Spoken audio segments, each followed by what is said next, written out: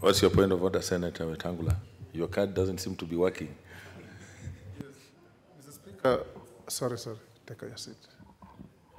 Mr. Speaker, we were getting ready to supplement questions on that transition question or statement by Senator Zani. I'm sorry we were busy consulting, and you went straight to the chairman without giving us an opportunity. I don't know if you can allow us to say one or two things, because this is a highly controversial policy that is being poorly implemented, that we need to load on so that the chairman can bring more cogent and deep answers. Okay, I'll allow a few. Just proceed, Senator Wetangula, since you are already there. Thank you, Mr. Speaker. I wish, in addition to the request by Senator Zani, the chairman of the committee, to tell this House and the country, one, the policy as pronounced by the immediate former Minister for Education was that every child who sat in Standard 8 exam, regardless of the results, must go to Form 1, or else parents will face penal action. He should tell this House and the country, Mr. Speaker, whether the requirement for qualification to go to Form 1 after examinations has been suspended or waived. Two, Mr. Speaker, he should tell this House, if the policy of the government is that every child who goes to Standard 8 and does an exam, regardless of the outcome of the exam, must go to Form 1, then what is the need of the Standard 8 exam? Number three, Mr. Speaker, if every child who sits Standard 8 exam must go to Form 1, what is the fate of village polytechnics and other TVET institutions in the country? Number four, Mr. Speaker, if all the children who sit exams must transition 100% to Form 1, can the government tell us how many teachers have they provided to secondary schools to accommodate this large number of children? How much fees in contribution from the government is going to be made to schools? And more importantly, how much budgetary allocation has been made to construct physical facilities in terms of classrooms, dormitories, and all other learning facilities in the schools, Mr. Speaker. Thank you. Senator Kilonzo Mutula Jr.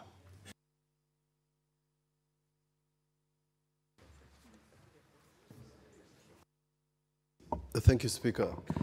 Mr. Speaker, recently I was invited to speak through a forum in Kilifi that is concerned about the pregnancies that we were discussing last year.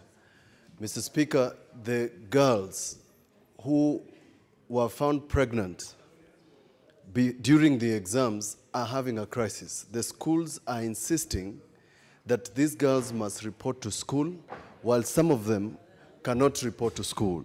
We would like to know from the chair whether the positions, and in the county of Kilifi alone, there are 17,000 girls who cannot report to school because of the pregnancies. Can the chair tell us what measures have been taken by the ministry, first to ensure that these places are reserved for these many students all over the country who, for no fault of their own, fell pregnant, some did their exams, but because some have delivered, they have been unable during that period to join Form 1. Thank you, Mr. Speaker. Senator Mwaruma. Thank you, Mr. Speaker, for this opportunity. I would like to support the Senate, the statement, and would look forward to getting the response from the chair or Standing Committee of Education.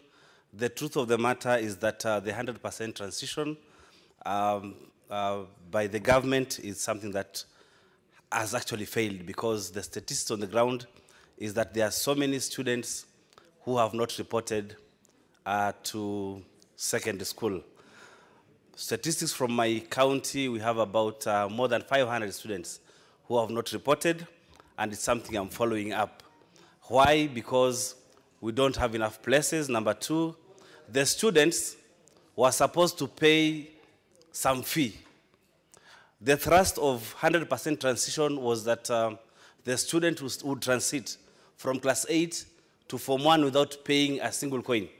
But then when they ask for fees, then definitely some of them who cannot afford even uniform are not able to transit. This 100% transition is likely to fail the same way transition to vocational training and Institute of Technology is also failing. We have students, many of them, who had reported because the government said they will give loans and they will give bursaries to training institutes. But up to now, the students are being sent away after reporting. One good example is Coast Institute of Technology, where I mobilized more than 200 students to report. But because the government, number one, did not give capitation to the college, number two, there are no loans forthcoming.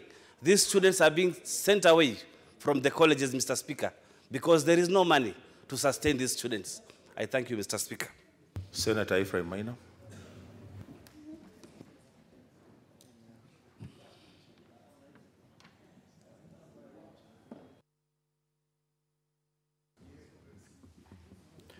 Thank you, Mr. Speaker.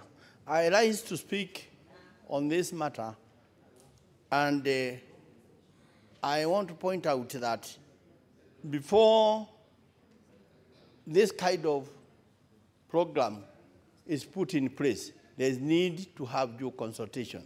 But there are issues that I would wish to raise, Mr. Speaker, especially regarding parents in some areas who came together years back and they raised the money through Harambes and they built excellent schools. These schools was consequently somehow baptized into national schools. I don't know on what true.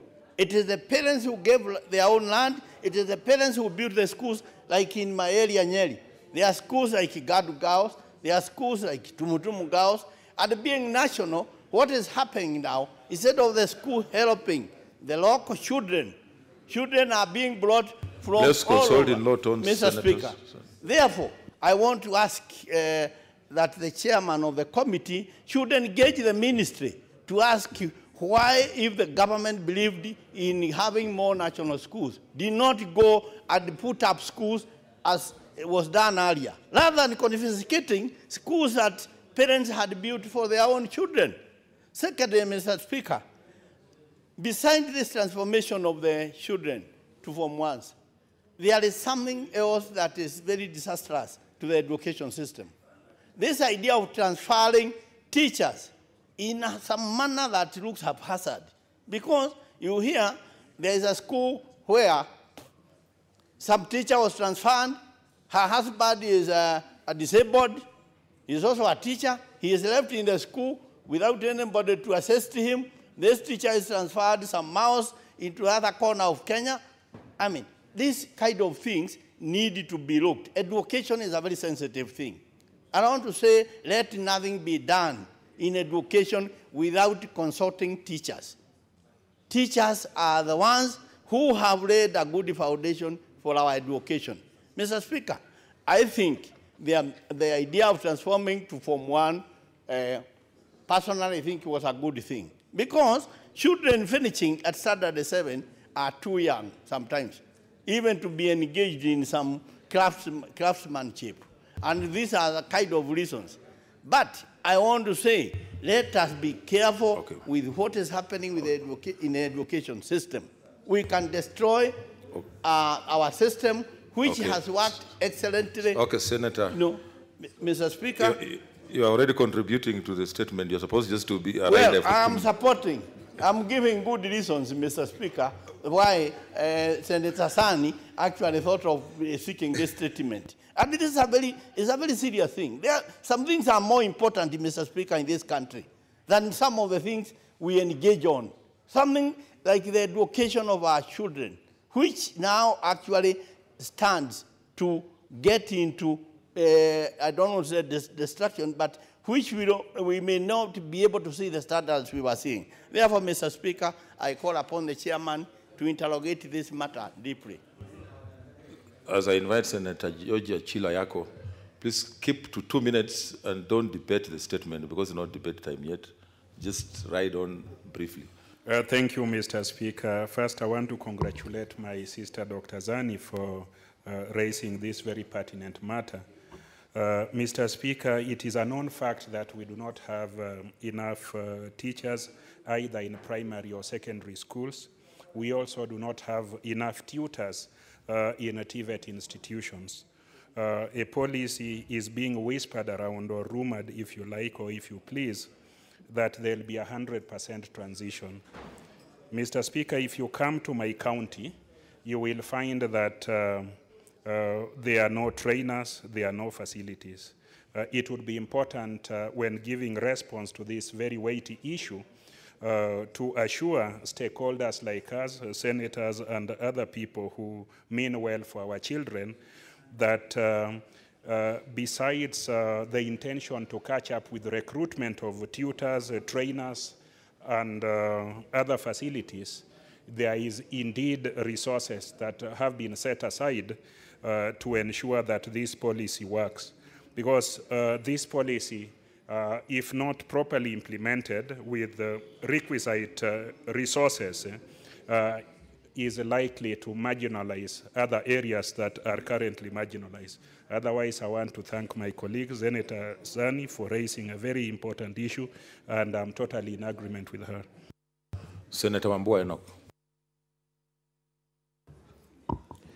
Thank you, Mr. Speaker. I also want to join my colleagues to congratulate Senator Zani for bringing up this statement. Mr. Speaker, I want to say that when government introduced this policy, there was an announcement that education in secondary schools would be tuition free, which means students are not supposed to pay money for tuition.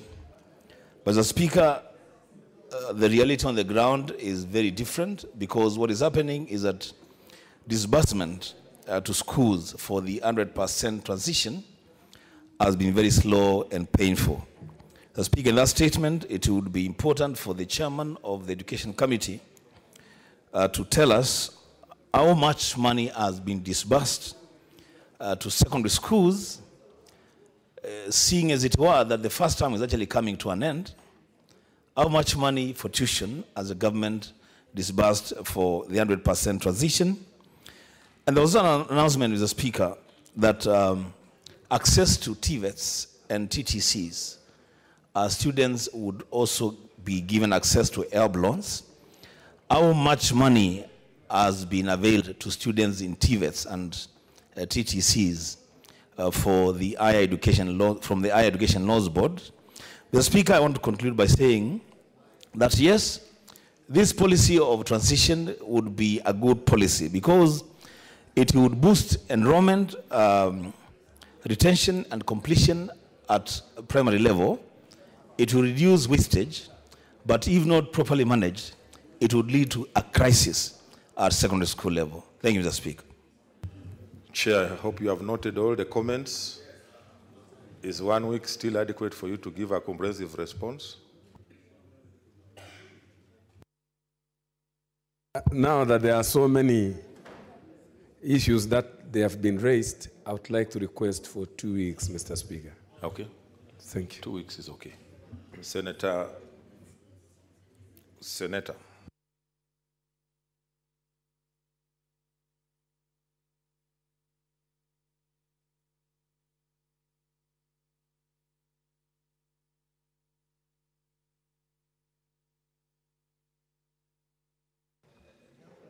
Thank you, Mr. Speaker. Pursuant to Standing Order 48-1, I rise to seek a statement from the Standing Committee on Agriculture, Livestock and Fisheries on the impact of devolution on livestock farming. In the statement, the committee should, 1, explain the extent to which agriculture has been devolved, especially in the livestock sector, for both beef, livestock farmers, and dairy farmers. Two, only report to work so that they are able to collect salaries at the end of the month. Many are not being used. They do not have any facilitation. Could the ministry please propose measures that they are proposing to our counties so that this issue can be sorted out? Thank you, Mr. Speaker. Senator Halaka Bshiro.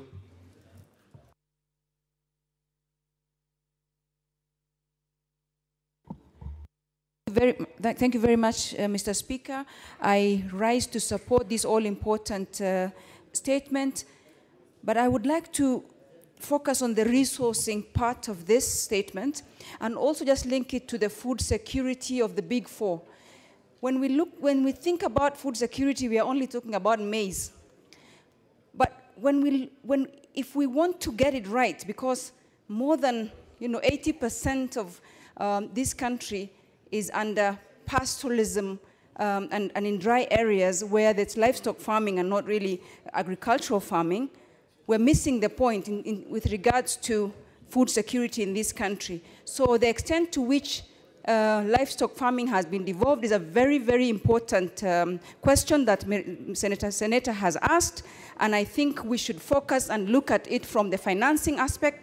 I had occasion to look at the BPS, and what I have realized, Mr. Speaker, is that we are only looking at big agricultural and irrigational inputs, and we haven't even resourced any small-scale farming, both in terms of livestock and even small-scale farmers. So I think we're really missing the point. I support this, and perhaps we will even take it further to demand that we see the breakdown of resourcing of small-scale farmers and pastoralists and livestock farming as a food security matter and as something that we have missed the point on, because looking at the big projects like Galana Kulalu has not worked and cannot work, and it's only looking at commercial farming and not small-scale farming, which makes 98% of our agriculture, both in terms of livestock. And so I support and hope that the committee will look at that issue very seriously. Thank you, Mr. Speaker. Okay, Chair Agriculture, you've had contributions. Should we expect you to provide a report in 2 weeks? Okay, honorable senators, I defer the remaining statements to tomorrow. They will be given priority. We go to the next order. Order number 8, the County Wards Equitable Development Bill, Senate Bills number 34 of 2018, second reading, division.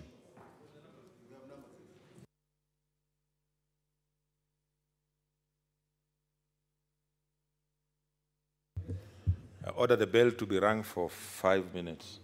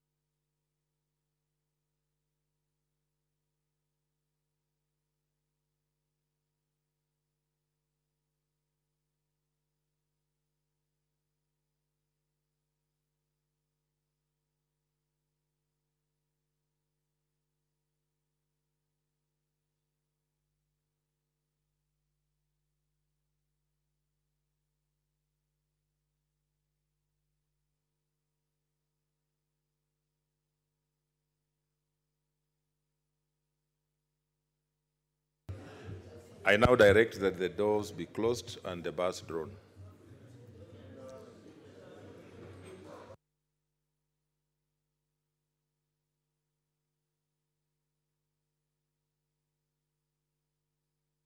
Okay, order members. Order members.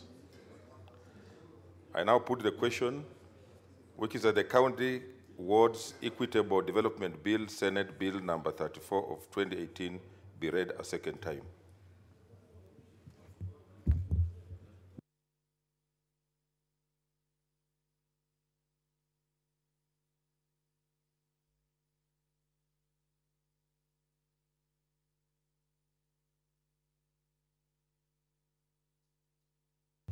You can start the voting.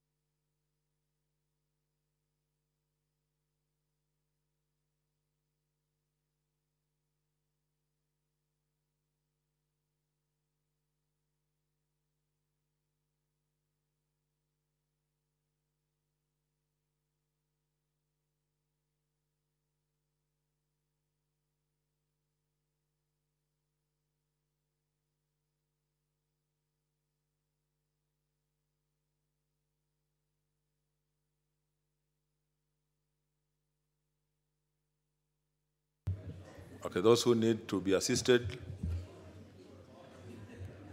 come forward.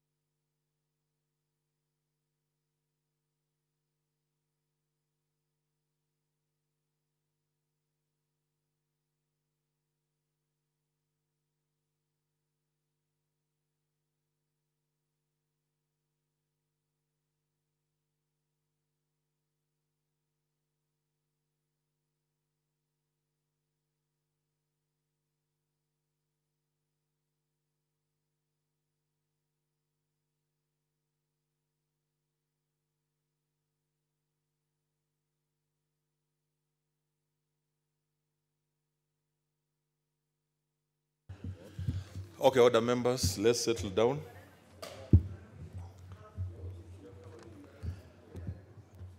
Okay, these are the results of the vote. The ayes 31, the noes 0, abstention 0. The ayes have it. A bill for an act of parliament to provide a framework for the promotion of equitable growth in the wards within the counties by providing for the allocation of funds for ward-based development projects, to provide mechanisms for selection of projects, to provide an oversight mechanism for the utilization of funds allocated for ward-based development projects, and for connected purposes. I direct that the bars be withdrawn. Yeah. Next order.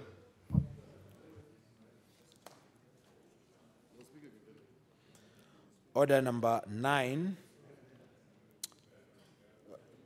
the assumption of office of the county governor bill, Senate Bills number 1 of 2018, Committee of the Whole. Committee.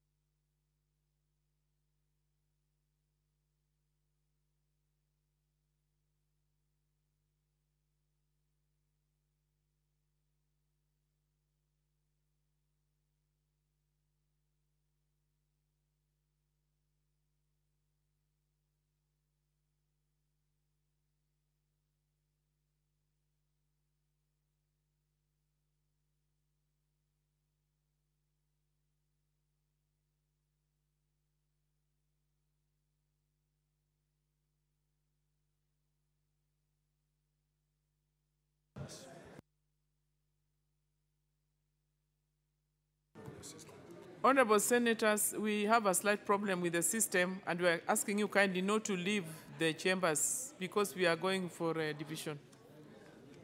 Kindly don't leave the chambers.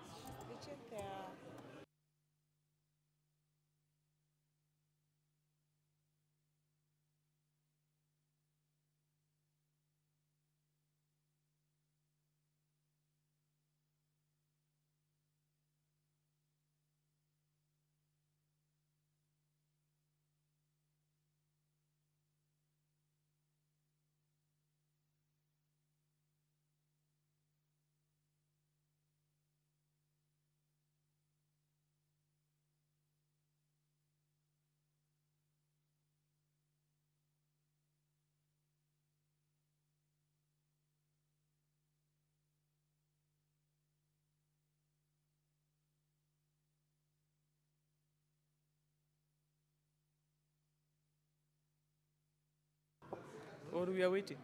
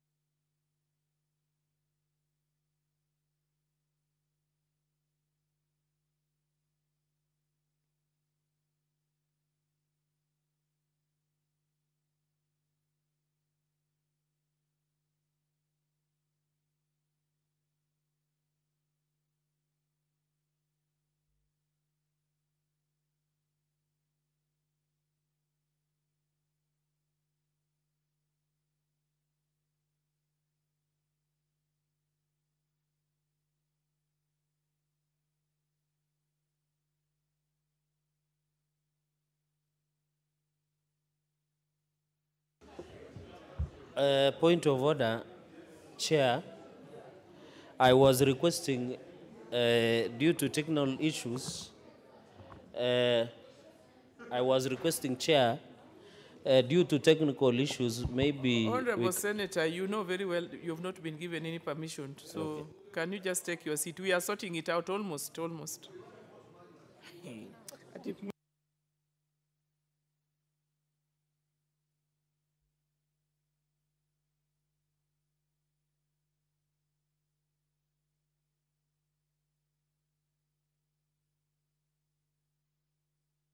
On the division bell, 2 minutes. Can we have the bell rung for 2 minutes? Bell to be rung for 2 minutes.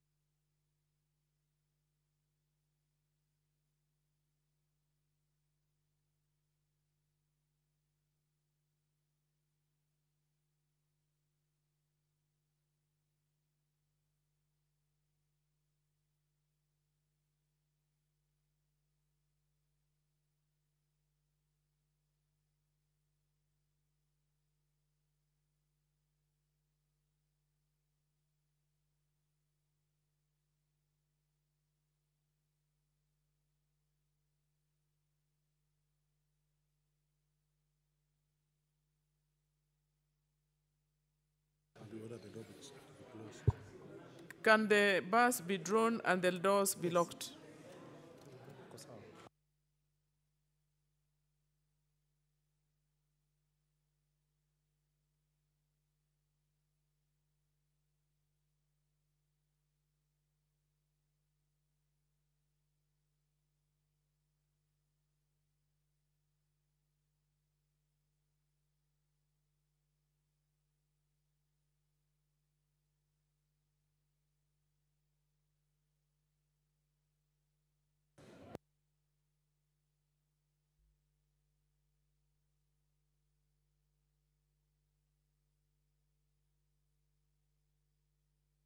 Honorable Senators, the system is now fine. I would like to urge you to take your seats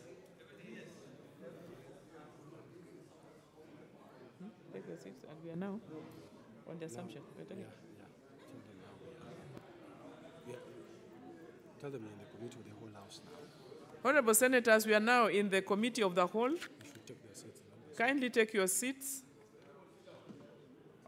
We are voting on the assumption of office of the County Governor Bill, Senate Bills number 1 of 2018.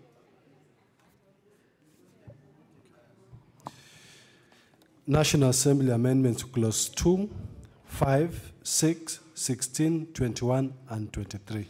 I put the question that the National Assembly amendments to clauses 2, 5, 6, 16, 21, and 23 of the bill be approved. Honorable Senators, you can log in and, start voting.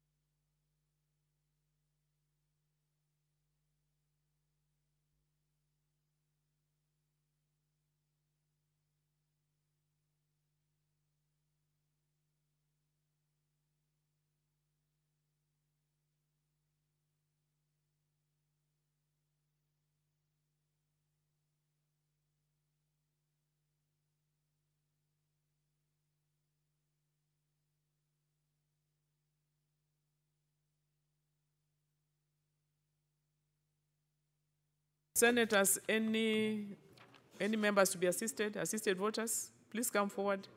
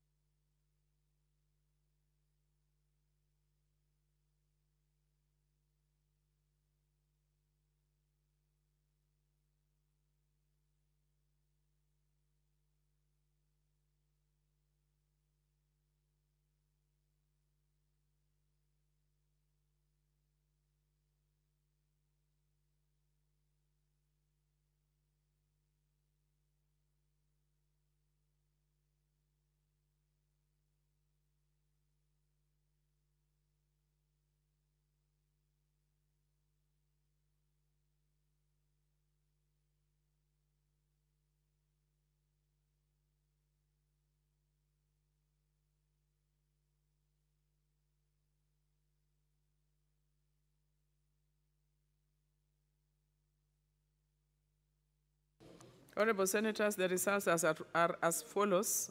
Ayes 31, nays 0, abstention 0. The ayes have it.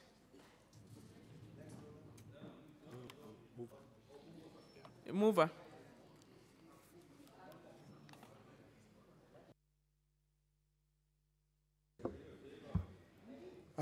Honorable Chairperson, I beg to move that the committee do report to the Senate its consideration of the National Assembly amendment to the assumption of office of the County Governor Bill, Senate Bill number 1 of 2018, and its approval of National Assembly amendments to Clause 2, 5, 6, 16, and 21.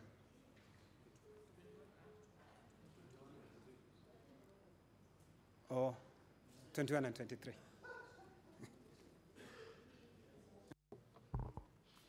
Honorable Senators, I put the question, which is that the committee do report to the House its consideration of the National Assembly amendments to the assumption of office of the County Governor Bill, Senate Bills number 1 of 2018, and its approval of National Assembly amendments to clauses 2, 5, 6, 16, 21, and 23. May as many as are of the opinion say aye. Those of the contrary opinion say nay. The ayes have it. Madam Speaker.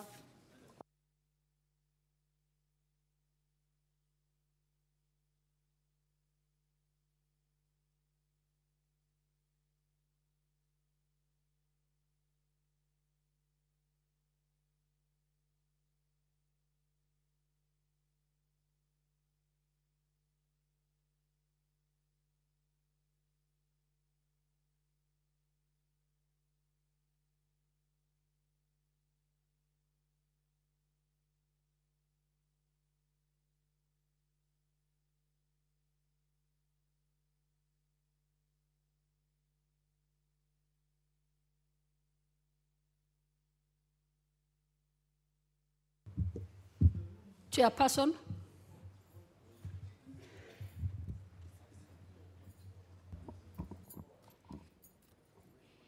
Honorable Speaker, I beg to report that the Committee of the Whole has considered the National Assembly amendments to the assumption of office of the County Governor Bill, Senate Bills number 1 of 2018, and its approval of National Assembly amendments to clauses 2, 5, 6, 16, 21, and 23. And 23. Mover.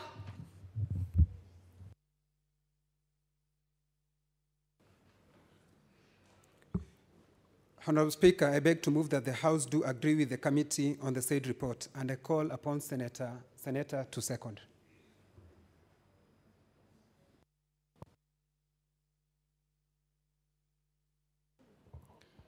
Madam Speaker, I second.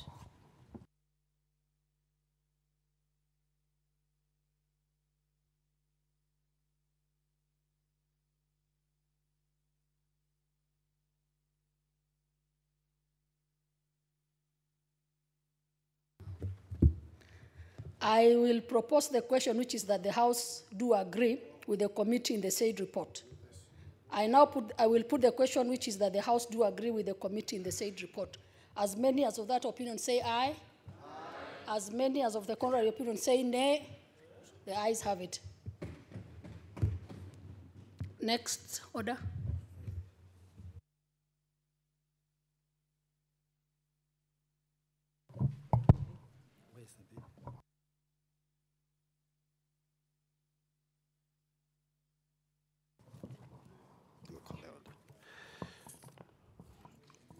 Order number 10, Committee of the Whole House, the County Government Amendment Bill, Senate Bills number 13 of 2018.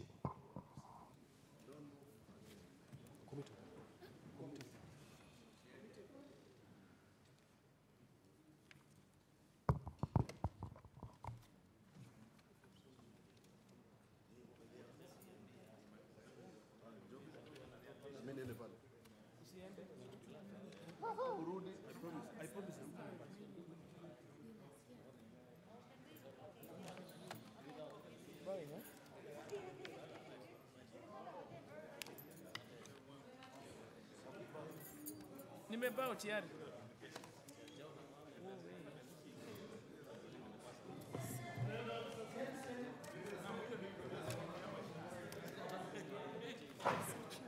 This is the one. No. Angela, chairs.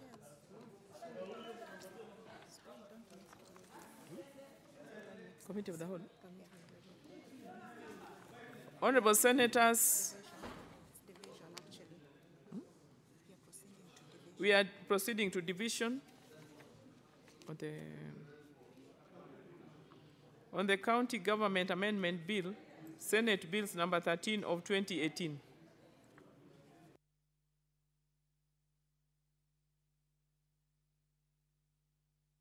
Kindly close the doors and draw the bus. No, okay, sir.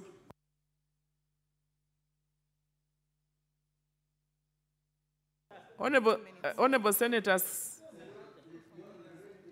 kindly be orderly. Can the bell be rung for 2 minutes? The bell to be rung for 2 minutes.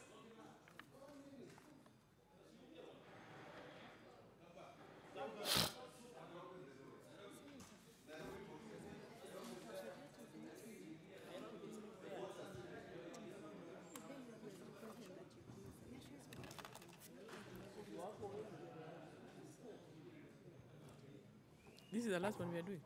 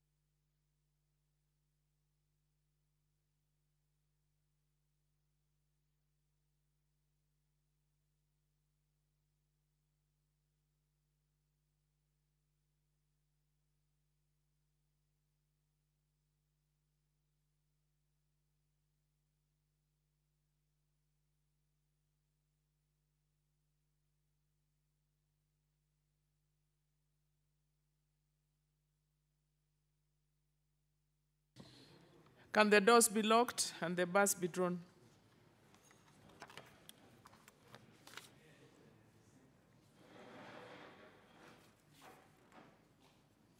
You are ready to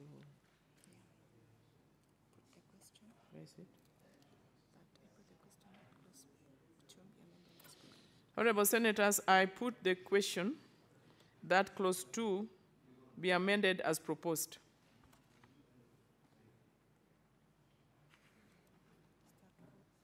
Start voting kindly. Honorable Senators, vote.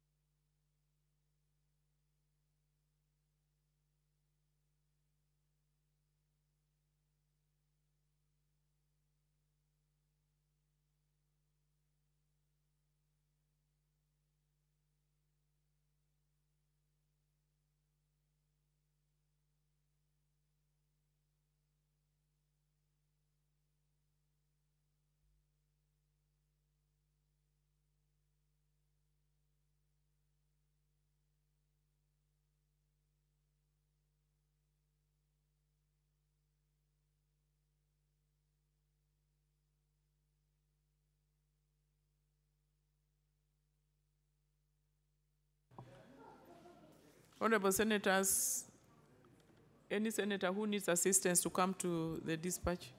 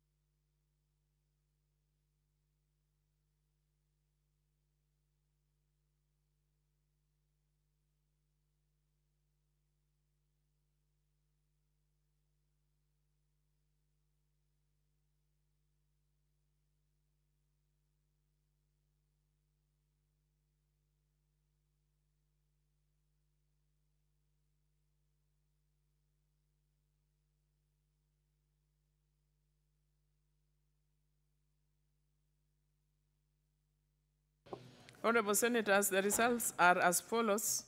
Ayes 30, nays nil, abstention nil. The ayes have it. You know, if I don't wear glasses when this I can't read. I'm just guessing.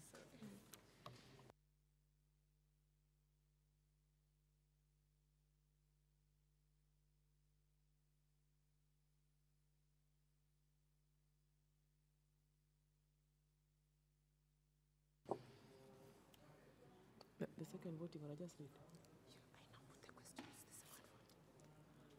I now put the question on the second vote.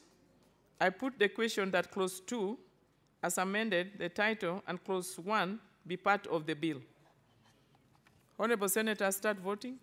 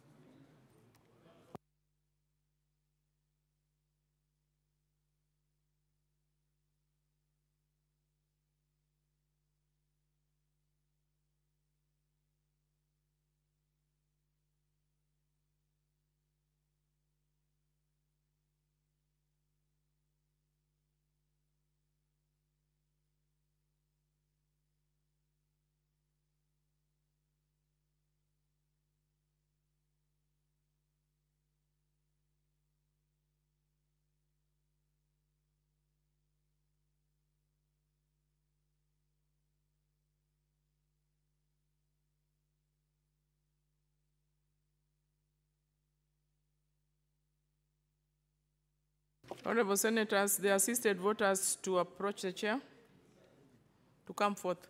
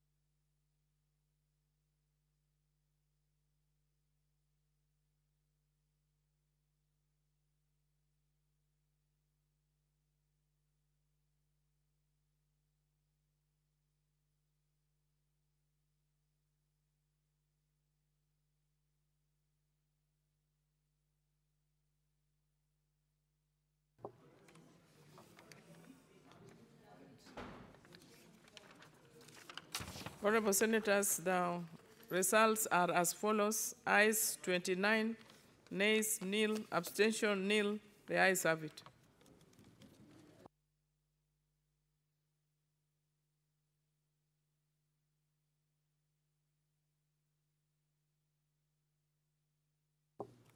Senator.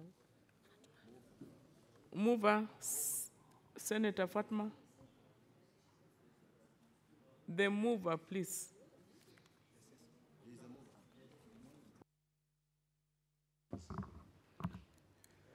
Honorable Chairperson, I beg to move that the committee do report to the House its consideration of the County Government Amendments Bill, Senate Bill number 13 of 2018, and its approval thereof with amendments.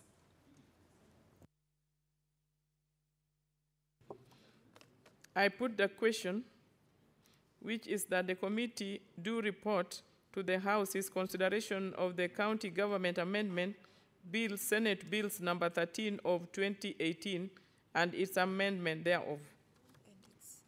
And its amendment thereof.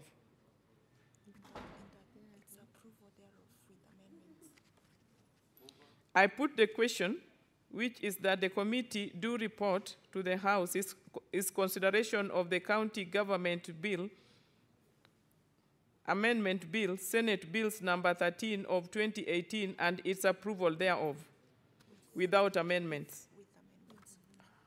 With amendments. May as many as are of the opinion say aye. Aye. Those of the contrary opinion say nay. The ayes have it. Madam Speaker.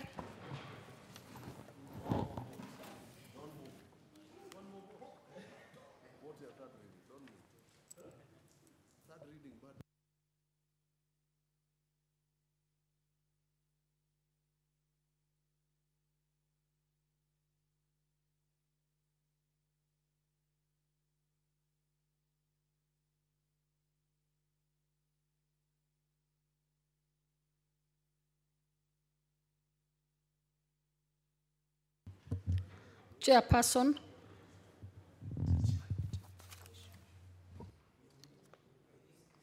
Honorable Speaker, I beg to report that the Committee of the Whole has considered the County Government Amendment Bill, Senate Bills number 13 of 2018, Senate Bill number 12 of 2017, and its approval thereof with amendments.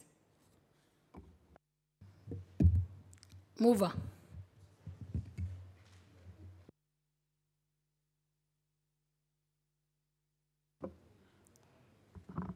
Honorable Speaker, I beg to move that the House do agree with the committee on the said report.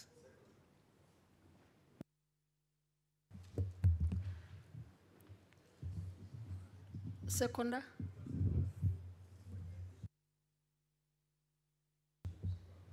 Seconder. I call upon Dulo to second.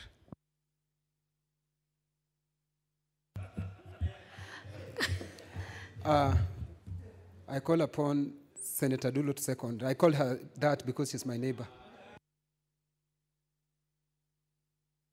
You are out of order when it comes to that state.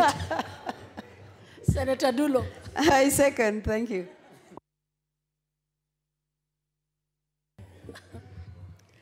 I propose the question, which is that the House do agree with the committee in the said report. I put the question, which is that the House do agree with the committee in the said report. As many as of that opinion say aye. As many as of the contrary opinion say nay. The ayes have it.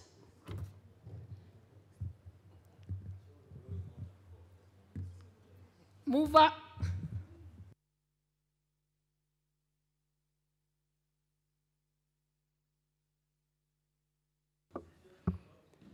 Honorable Speaker, I beg to move that the County Government Amendment Bill, Senate Bill number 13 of 2018, be read the third time. Seconder. I call upon Senator Enoch Wambua to second. Madam Speaker, I second.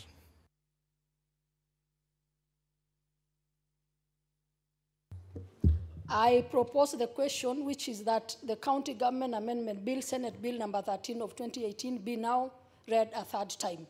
I put the question, which is that the County Government Amendment Bill, Senate Bill number 13 of 2018, be now read a third time.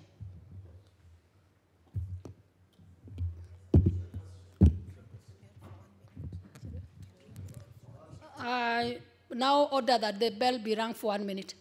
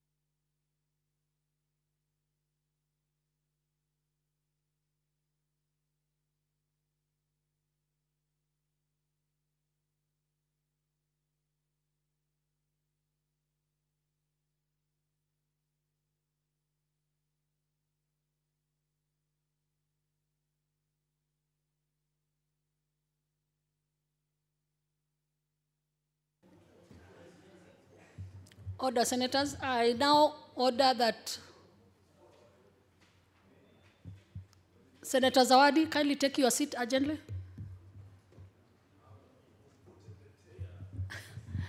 Honorable Senators, I now order that the doors be closed and the bus be drawn.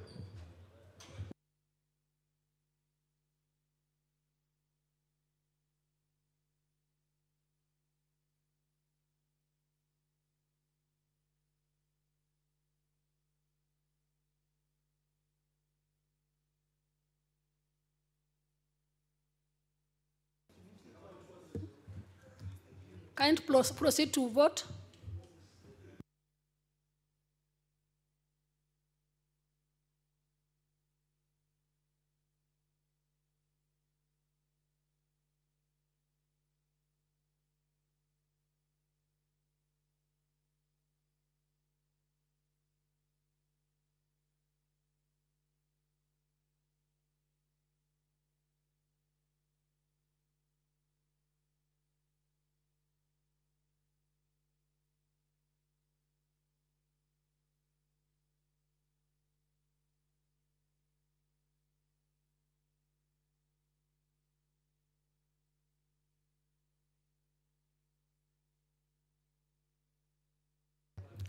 Assisted voters, if any.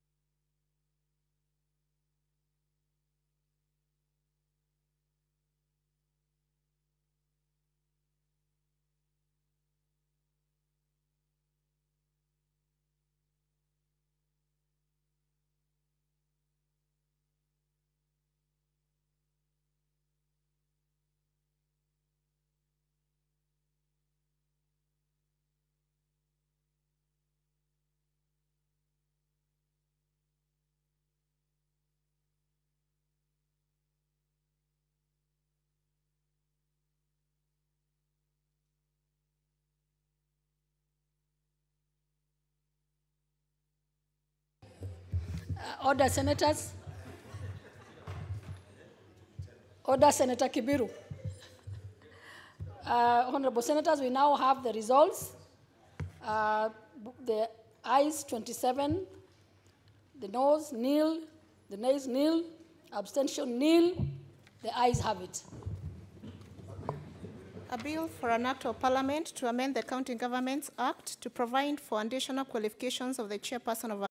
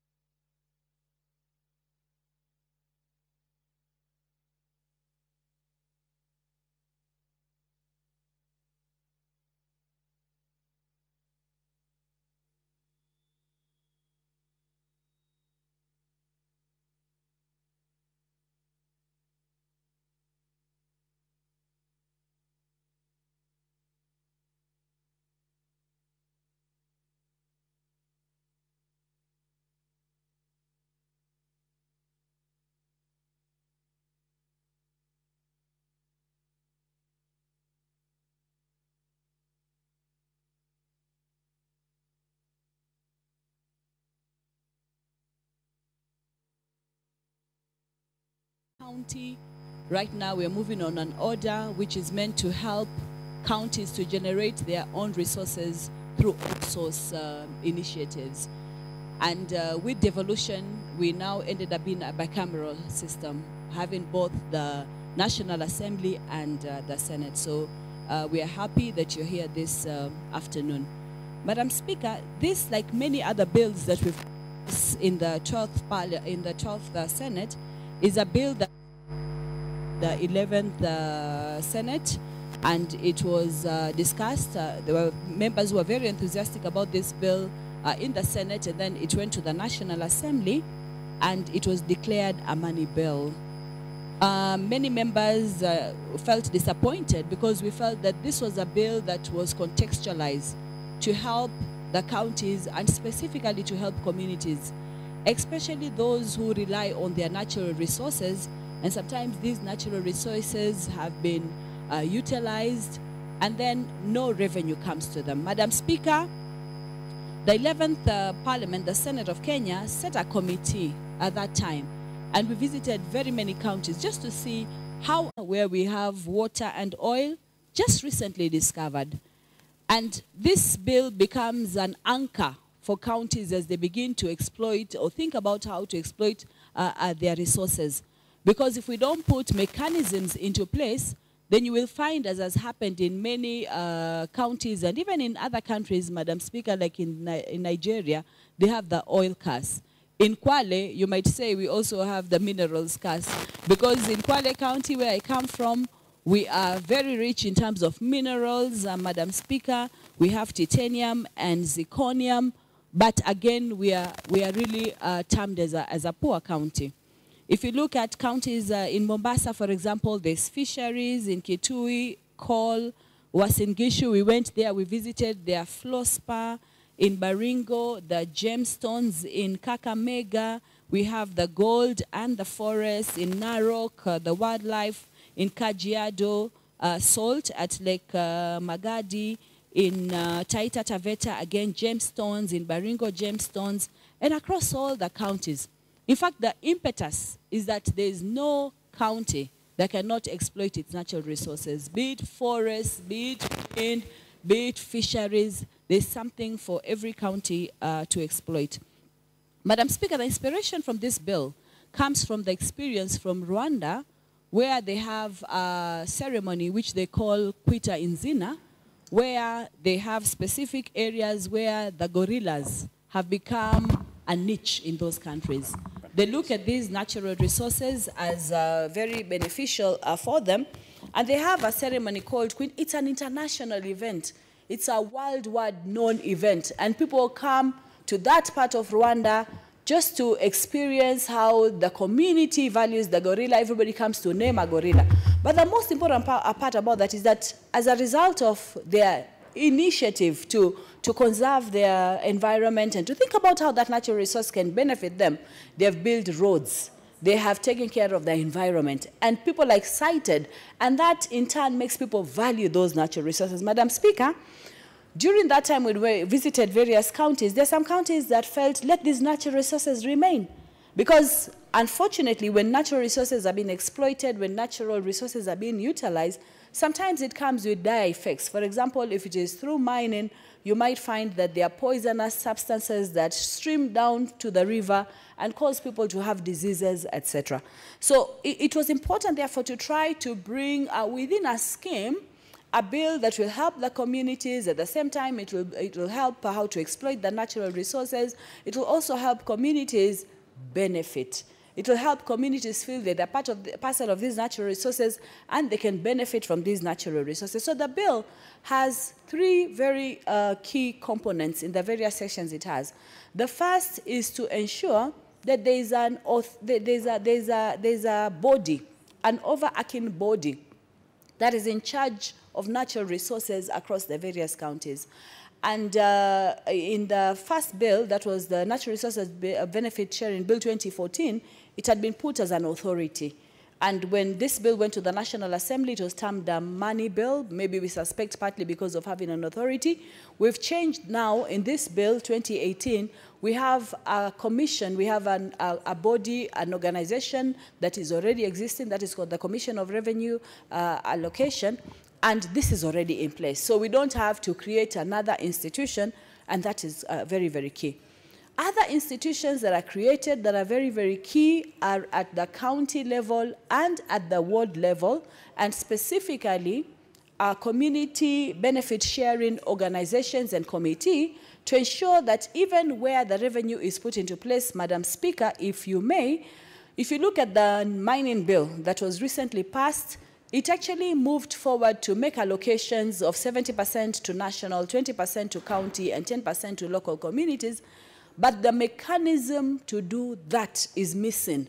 And I think I've seen various statements coming from the floor. I think Senator Marum also is bringing one, where, yes, you know that something, a resource is being used and utilized and money is coming in, but the structure for ensuring that that money actually finally lands on the people in the communities is missing. So two communities are created. We have the local community benefit sharing, and we also have the county benefit sharing, who coordinate now, in this case with CRA, and liaise with the revenue allocation, the revenue collecting body, that is KRA, to ensure Kenya Revenue Allocation, collecting the body, KRA, to ensure that at the end of the day, the resources, the funds, the royalties, anything that comes actually goes to the communities. Initially, when we started conceptualizing this bill, we had the issue when we met with the various stakeholders and various participants, the whole issue of what are royalties, how exactly do we calculate them, and we said to make it not be complicated, we even don't talk about royalties only, we just talk about benefit sharing. So whatever is coming in, be it in money, be it in kind, the idea is to encourage the community to gain. And when you do that, you're actually encouraging the community, on the other hand, to take the matter even more seriously and be able to work across the board. The second important component, Madam Speaker, that is when they have issues, that is when people will go on the road, that is when people will go on the media, that is when there'll be an outcry. But according to this bill, there's not going to be an outcry, because there's a win-win situation, that when it comes to the royalties, we have the government taking 70%, and then we have the county government taking 20%. Then we have the local community taking 10%. This is a very good proposition, Madam Speaker, but what I want to suggest also, and to propose to Senator Dr. Zani, that even if this bill goes through, there's need to find mechanisms of ensuring. When we are talking, say that the locals are getting 10%, how is the distribution? Is it at family level? Is it at community level? At what level? Because this is a well-thought idea, but let it come out clearly so that the resource sharing issue is done amicably for the purpose and the sake of the citizens of this country, Madam Speaker. And I want to say, Madam Speaker, I actually support this bill. It has what it takes to save this nation. It has what it takes to ensure that our citizens, our locals are not exploited. It should not be a situation of the exploiters and the exploitees. We do not want our people in the counties to be the exploitees, but we want them to be the benefactors and the beneficiaries of whatever minerals that come or resources that come from their counties. Madam Speaker, thank you for giving me the opportunity. I support this bill. That is very candid contribution, but Senator Musurube always has a way to make the S before the speaker. She says Madam Speaker instead of Madam Speaker. Senator Ongeri Samson Kegengo.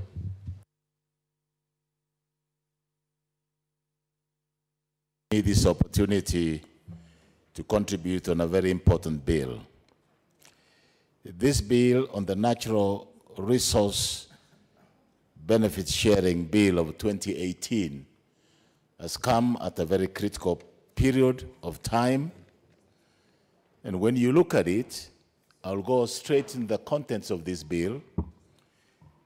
Section 3, it's enumerated the number of items or areas that the revenue commission will be able to collect that money. But that money must be transparently collected, because there have been occasions when there have been collusions with these other entities where money just disappears to individual pockets without the local community even benefiting. And you are told that this money that was collected went to expenses. And that's why it's very critical that when it comes to the question of finances, that we should have more than an interest as communities. So that's section 3 of this bill. The mover, Senator Sani, I've already given a quiet notice that we need to amend that part of it to include the minerals that are exploited, rather without any regard, due regard to the community interests. The Makalda mines, many people are dying there. The Kakamega gold mines, many people are dying there. And people are not getting even the benefits, even within the local communities. All they see is that their land is distorted, their land is mutilated, and there's nothing they're getting out of it. They can neither plant nor do anything on that piece of land. They're not even getting any benefit which is accruing from that resource which is being exploited by the entrepreneur or by those who are able to bring it into it.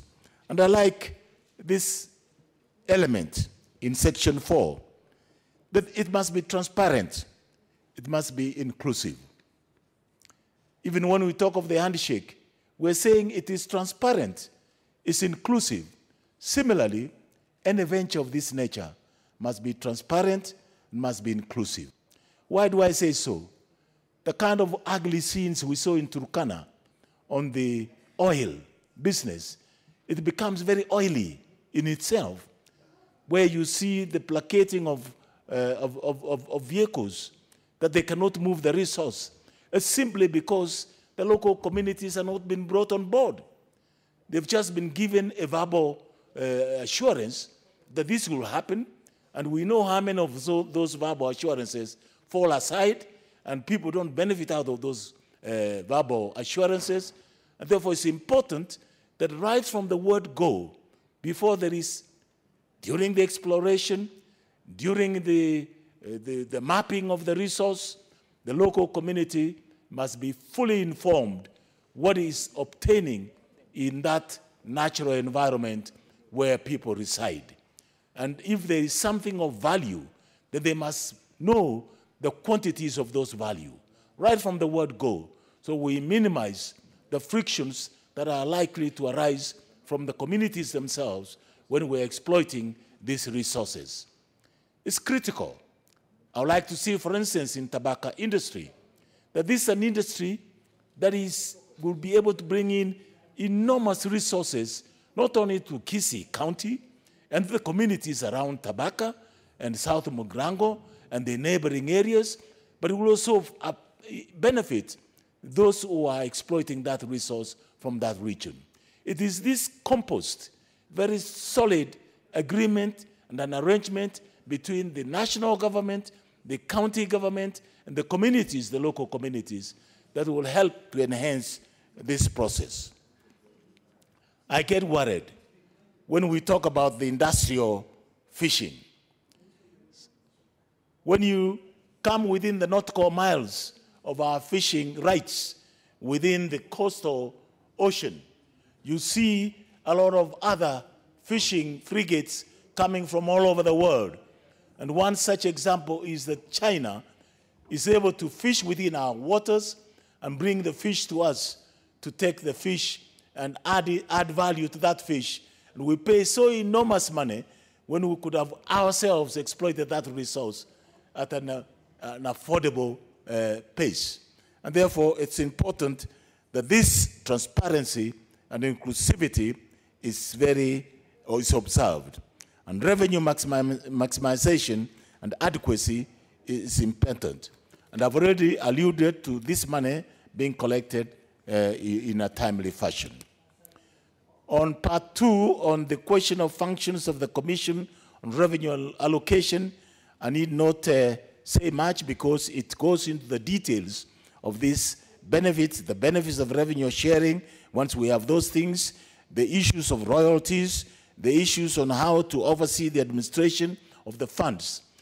That's why it's important that everybody knows what is in that kitty.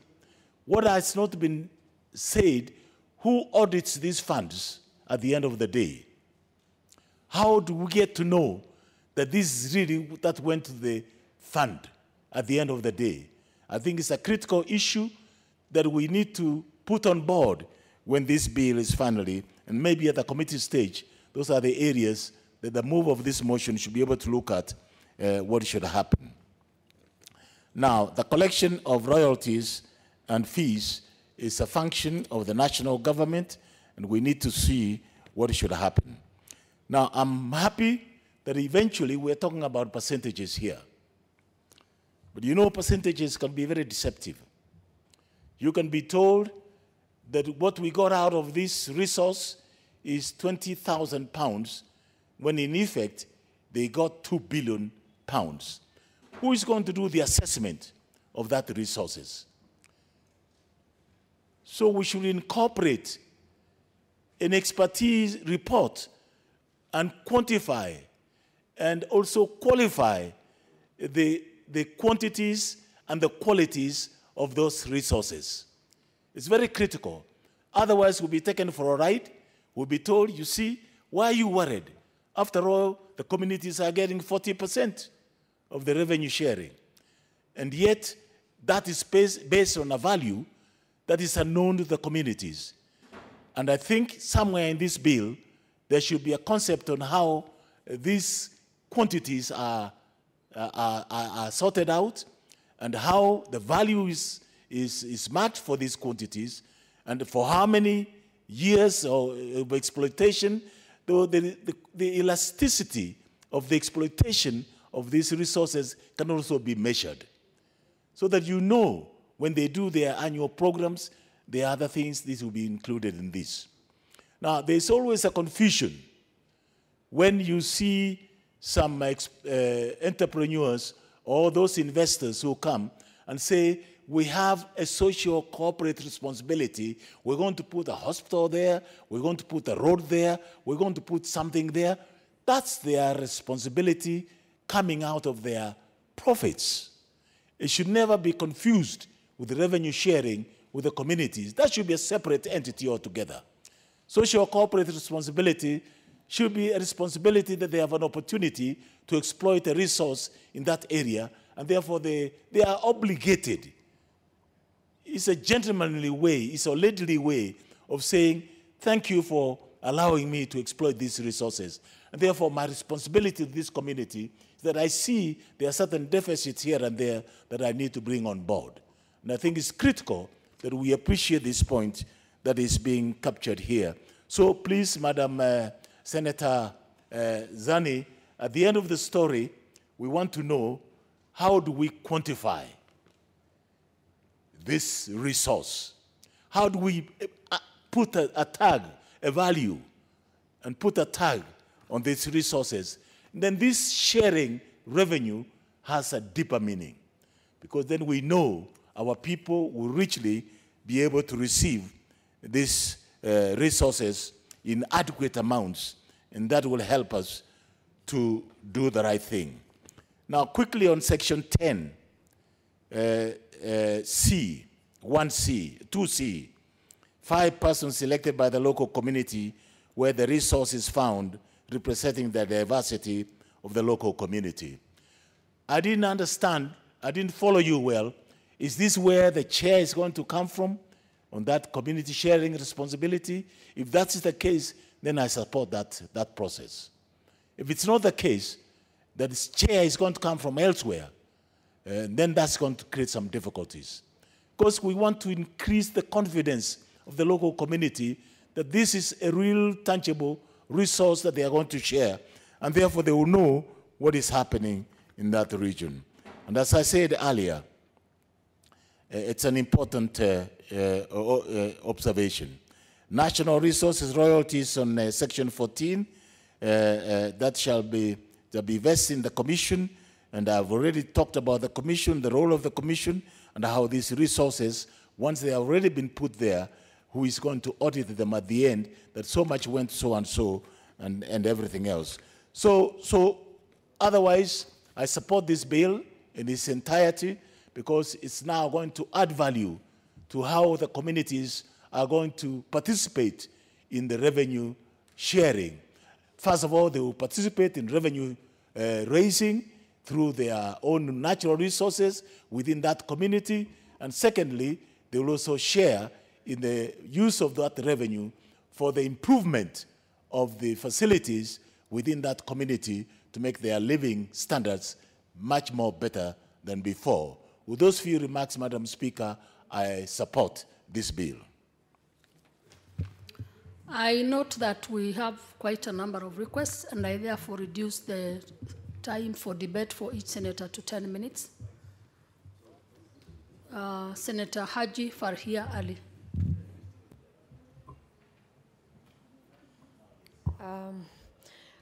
Thank you, Madam Speaker, for giving me this opportunity to contribute to this bill. And I also wish to thank Senator Zani for bringing this bill that is so timely. Madam Speaker, I come from an arid and semi-arid areas, which covers about 80% of this country, and which are underdeveloped in terms of even looking for resources, in terms of exploitation, in terms of a lot of other issues. So, Madam Speaker, as someone from Wajir, which is part of those counties, I really appreciate that bill, and it is a bill that is speaking to the population of where I come from. Madam Speaker, it's not only the population of where I come from, this is a bill that is timely for the whole country. Madam Speaker, there is a lot of good issues around this bill. In terms of the function clearly falls under the Commission on Revenue Allocation, and then it goes ahead and gives it in terms of clear guidelines on what is required of it, of that commission. One of them that I like is coordinate and prepare benefit sharing agreement between an affected county and an affected entity. That is Section 5(1). And then oversee this. You know, it doesn't leave at only that. It also oversees the sharing of benefits, ensure proper and timely payment of the funds. So it's very clear in terms of what is required. And then there is also Part K that speaks to my heart in terms of empowerment. Build the capacity of local communities in negotiation for benefit sharing and implementation of related projects. Because, Madam Speaker, although the literacy rate of this country is improving, there are a lot of people who are not that much educated within our community, especially where I come from, where education actually is a privilege instead of a right. So the fact that people are being told of their rights, for me, speaks to my heart. And then also clear guidelines in terms of, guidelines in terms of consultation. That also is, and then clear identification of the organizations that are involved in those, and then incentives, benefits to promote conservancy. I mean, environmental conservation is also another issue that I'm sure impacts on all of us in the world, but more so people who live in, arid and semi-arid land, where it has become like a livelihood issue now, or an existent issue for those people who live purely on livestock that is now under threat. Madam Speaker, it also talks about international market value. So at any given time, I mean, people are on top of things in terms of what is the market, what is the value of that? Because even, let's say, our coffee, our tea, it says that it's one of the best, but because in the way the processing in terms of, the auction, the way it's done, Kenya loses a lot of money for that. So it's good that this bill identified that as an issue. The other thing I like about this bill is if you go to section 8, subsection 3, talks about 40% of revenue assigned to county government under section 1A.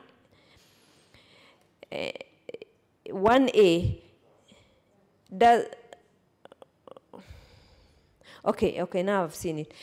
Under section 8.1b, there is 80% of revenue shall be subject to section. It's a bit confusing because one is talking about the other while the other one is referring to the other. So I think there is need to look at those two clauses and identify now what is the real issue, because I'm not able to tell. And then it further says 40% of that, and then it says 60% shall be utilized for the benefit of the entire county. And then it says also 40% to the county government. So the entire county and county government, I don't see that. Then what is there for the community? That I think needs to come up in this computation, Madam Speaker.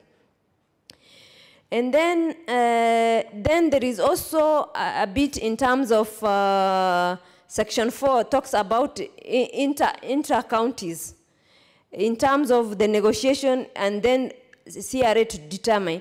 And I think that these are some of the things that are a bit much more, they are much more, contentious. And in my view, ADR process, I think, should set in somewhere in that process, not to leave it to CRA alone. What happens if we don't agree with what CRA is proposing? What happens? I think that needs to come out.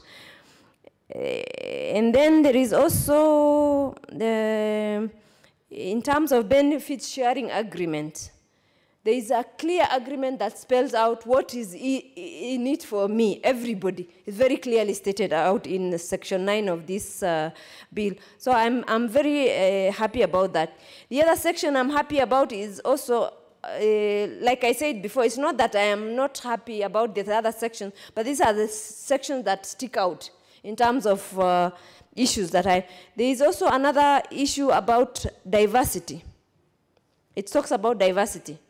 Madam Speaker, as you are aware, there was a meeting where there was a committee that was looking up on an issue around, public participation on a specific issue. I'm not going to name it because if I do, people will know which one it is.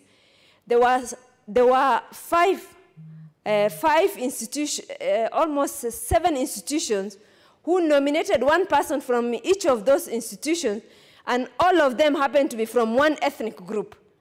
And our question was that representative of Kenyans' diversity? So I'm glad that diversity is addressed on onset of this bill, Madam Speaker. And then there is also Section 5, which says the Cabinet Secretary shall make regulations for conduct of affairs of the County Benefit Sharing Committee. Madam Speaker, if you leave it to the Cabinet Secretary, those regulations will not come. So what I am proposing, Senator, is to include a clause where it creates a time frame within which the Cabinet Secretary will bring those. He can bring earlier, but he cannot bring later than certain dates that all of us know, and they must comply with that. Madam Speaker, Section 12(2), it talks about depositing of those documents. Madam Speaker, in this country, when something happens, documents disappear mysteriously.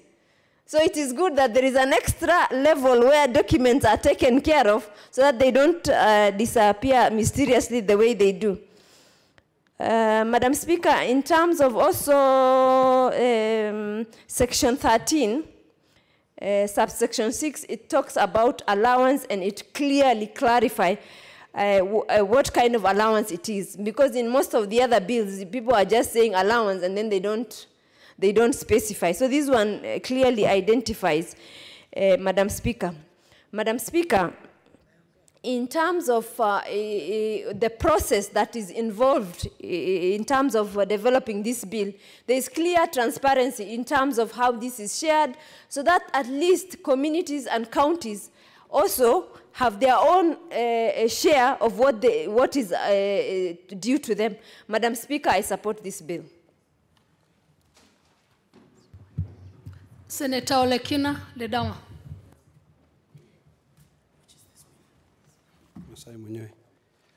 Thank you, Madam Speaker. Madam Speaker, I rise to support this bill by Senator Zani on the Natural Resource Benefit Sharing Bill. Madam Speaker, from the onset, and I've mentioned this to Senator Zani, I'm a bit confused as to the role of the CRA. Because when I look at the Constitution, under Article 216 of the Constitution, the role of the CRA is quite clear. It is mostly to recommend the formulas to be used to share revenue. But in this bill, Madam Speaker, I note that this bill now extends the role of the CRA. So I have mentioned this to Senator Zani, that although I support the bill, she may need to look at the functions of this commission, which is set out here, particularly when you look at section part 2, section 5D,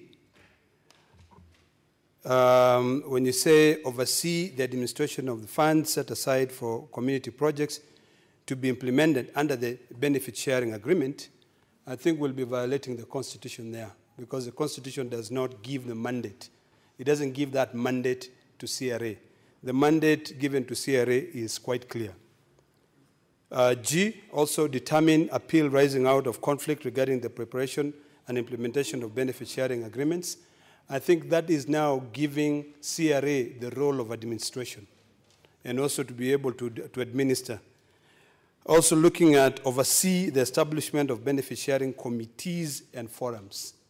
Yet again here, in my view, that would be going beyond what the Constitution envisioned to be the role of CRA.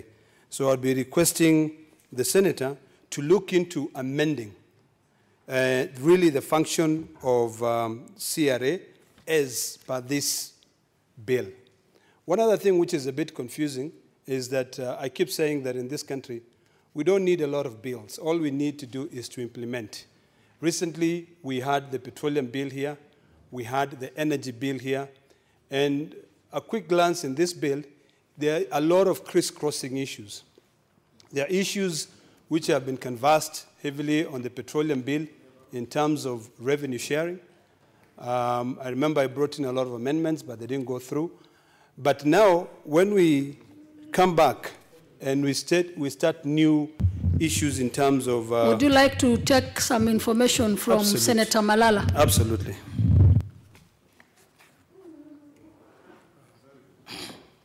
Thank you, Madam Speaker. I think I want to, first of all, congratulate my brother, Honorable Ledama, on the issue of the role of CRA in this bill. However, Madam Speaker, I would like to inform my good senator to refer to to Article 216, Part 2, which states that the Commission shall also of the CRA. So I have mentioned this to Senator Zani, that although I support the bill, she may need to look at the functions of this commission, which is set out here, particularly when you look at section part 2, section 5D, when you say oversee the administration of the funds set aside for community projects to be implemented under the benefit sharing agreement, I think we'll be violating the Constitution there, because the Constitution does not give the mandate. It doesn't give that mandate to CRA. The mandate given to CRA is quite clear. G, also determine appeal rising out of conflict regarding the preparation and implementation of benefit sharing agreements. I think that is now giving CRA the role of administration and also to be able to administer. Also looking at oversee the establishment of benefit sharing committees and forums. Yet again here, in my view, that would be going beyond what the Constitution envisioned to be the role of CRA. So I'll be requesting the Senator to look into amending really the function of CRA as per this bill. One other thing which is a bit confusing is that I keep saying that in this country, we don't need a lot of bills. All we need to do is to implement. Recently, we had the petroleum bill here. We had the energy bill here. And a quick glance in this bill, there are a lot of crisscrossing issues. There are issues which have been canvassed heavily on the petroleum bill in terms of revenue sharing. I remember I brought in a lot of amendments, but they didn't go through. But now, when we come back and we start new issues in terms of... Would you like to take some information from Absolutely. Senator Malala? Absolutely.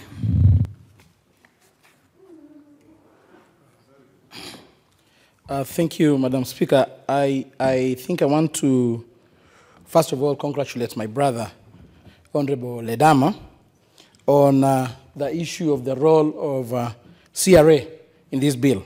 However, Madam Speaker, I would like to inform my good senator to refer to to Article 216, Part 2, which states that the Commission shall also make recommendations on other matters concerning the financing of and financial management by county governments as required by this Constitution and national legislation.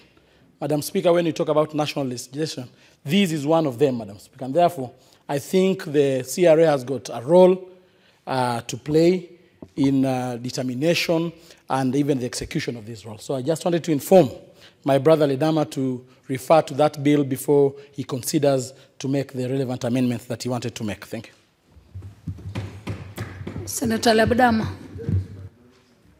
Madam Speaker, I've looked at the bill quite clearly. And from my interpretation of the Constitution, which I'm sure the framers of this Constitution did not have in mind, that they would set up a commission of revenue which recommends and also administer. That is their point of departure. Overseeing the administration of the fund. As we speak right now, CRA does not oversee the administration of the shareable revenue. That is a task which is given to, in fact, for us, we oversee as the Senate. So that issue, I'm happy that my brother raised that concern or informed me. But based on what I can read, in my view, and I'm not saying I'm the one who's going to bring these amendments, but I'm just saying so that we can be able to be clear, it will be important to let CRA be one that recommends, but not then come out and then oversee. That is our point of departure on that.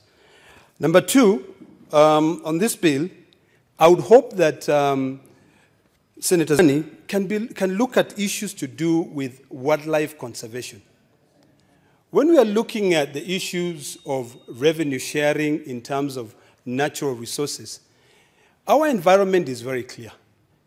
Actually, what will suffer mostly, of course, it's the environment as one. The wild animals will suffer.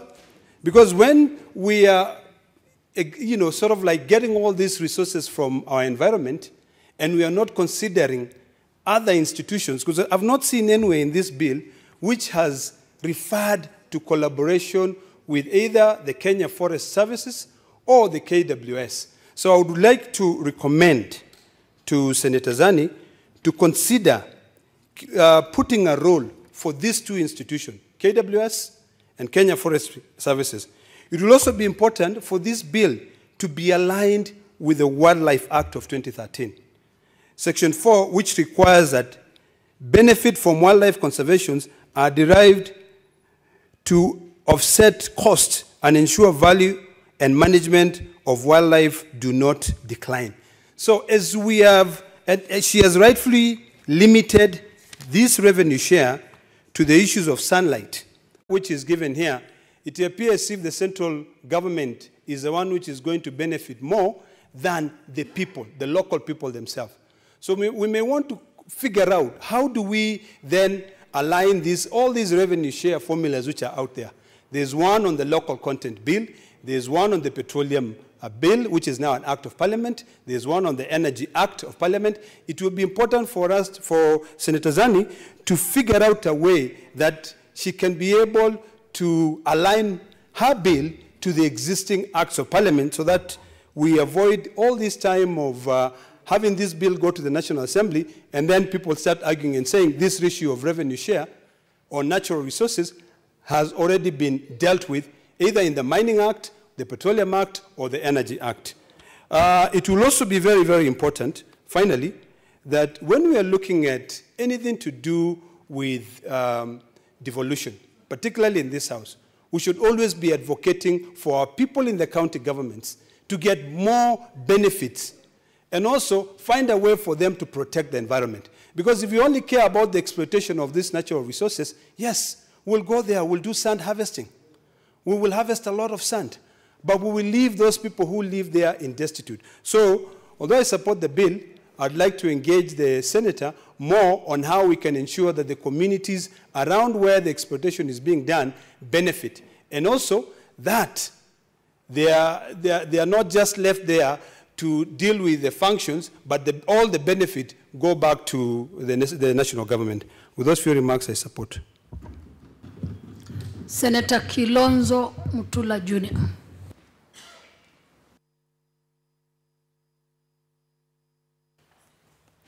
Thank you, Madam Speaker.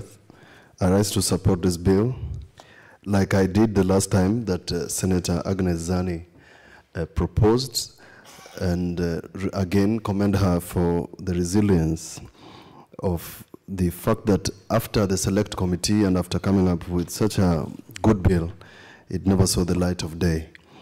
For Zani, I think this is just biblical, that the good things shall come to pass. Madam Speaker, there's no gainsaying on the question of benefit sharing. I agree with Senator Ledama or Lekina that I was actually surprised that when it came to Turkana, Governor Nanok and his team of MPs trooped to State House to negotiate with the president. Now, what happens when something is found in another county? You want to avoid a situation where a county government negotiates with a president because the next president might have a change of heart. We don't want that sort of system. It's a bad system. When we were discussing the amendments to the energy bill, the petroleum bill, we could not agree because there was directives that these bills should go unamended, and many others. Senator Ongeri is right. We can't just apportion percentages. This cannot be whimsical. This cannot be a matter for this government and then the next government thinks of something else and another one. It must be known that if something is found in Tana River, the benefit to the people of Tana River is 60%. It must be known. And therefore, I support this bill in terms of having what would be a framework for all purposes. And therefore, what Senator Ongeri is saying is right. You must include whatever it is, whether sunlight, water resources, and minerals, so that those resources, whatever they are, can be useful.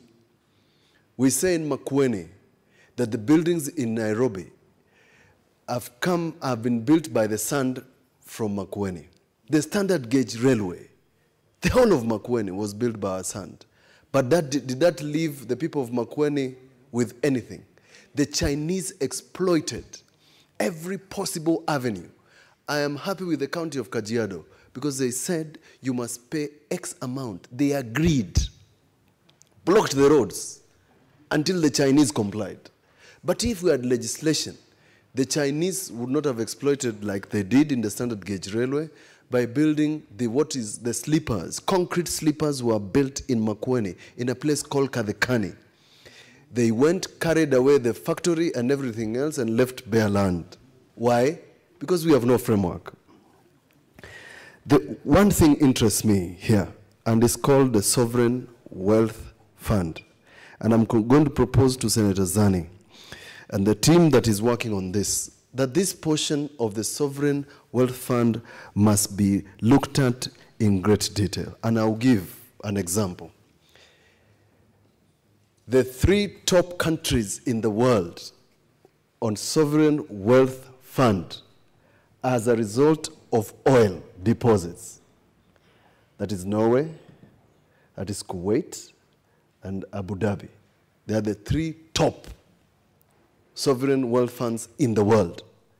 So that out of $7.4 trillion US, those 3 countries have over 5.4 million US dollars, trillions, in terms of sovereign wealth fund. What do? They invest the oil proceeds, part of it, into the sovereign wealth fund. It caters for many things. First, caters for old people. So in terms of an amendment, let's not leave it as it is here with the older people. Imagine, Senator Zani, the money that we are giving to the people above 70 of 2,000 shillings. If we had a sovereign wealth fund out of Turkana, would possibly give the people who are 70 years, because God has blessed them with 70 years, 10,000 shillings or more per person, without even getting into the budget of the country. Secondly, they deal with the question of the decline in oil. At some point 2 years ago, there was a decline in the prices of oil. So if Kenya is thinking that we are going to make money from Turkana, there could be a decline. So the Sovereign Wealth Fund takes care of that, and also managing fiscal policy and prices. So I suggest that we have that amendment and clear policies. The good news is this. We are now talking about people. Every time you wake up, you find Chinese doing buildings, and every time I see a Chinese building, I think about borrowing. Every time I see a Chinese in Kenya, I think about borrowing. I think about the debts that these Chinese, who are all over the place, every nook and cranny, we owe them money. The Sovereign Fund can reverse this situation. We can help Jubilee government because of putting us in a hole to get out of that hole by ensuring that the people born in this country do not incur debt. How much money is a Norwegian who is born in that country entitled to under the Sovereign Wealth Fund? Madam Speaker, $195,000 shillings, $1,000 when you are born.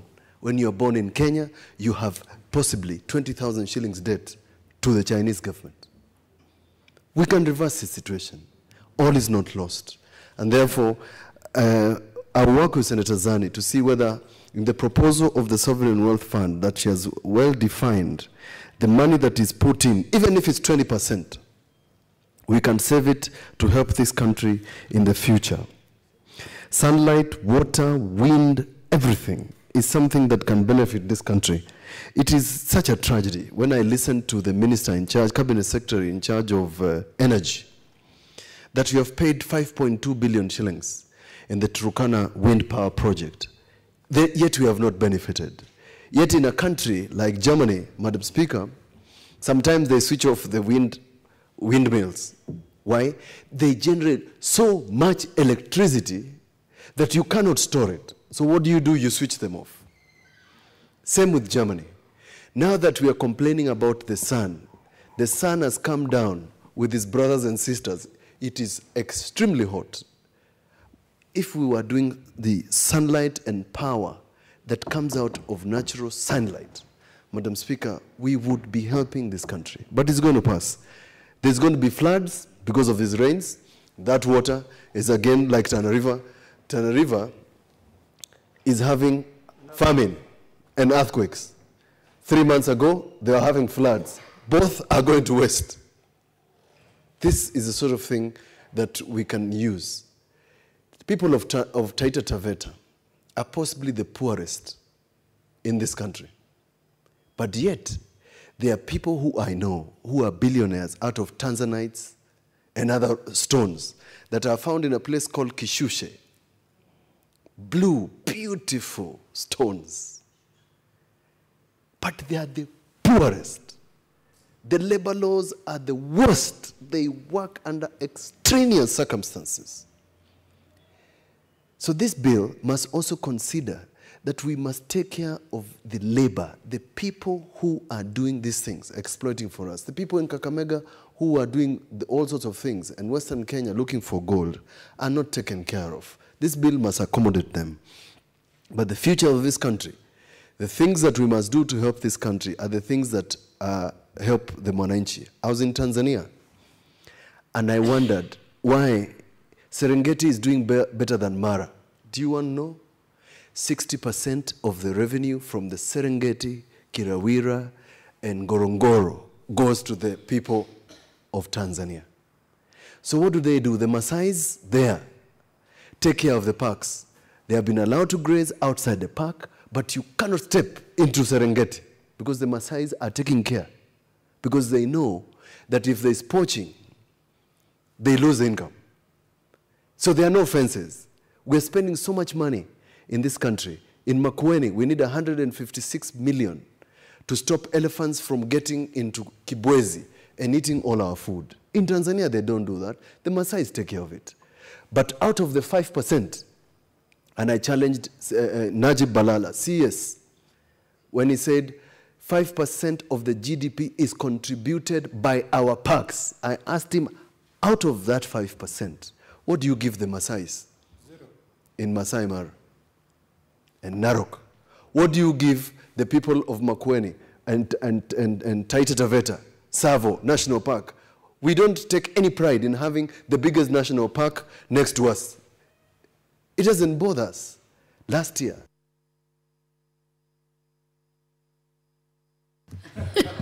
1 minute for you to conclude. 2 minutes. 2 weeks ago, and that's why this is important. 2 weeks ago, a young man, Benedict from 4, was shot 4 times by KWS. What was he doing? He was just wandering around the park, and they confused him for a poacher. They shot him 4 times from the back, a young man. Yet when an elephant crosses into Kibwezi and Tana River and destroys everything, we have no recourse.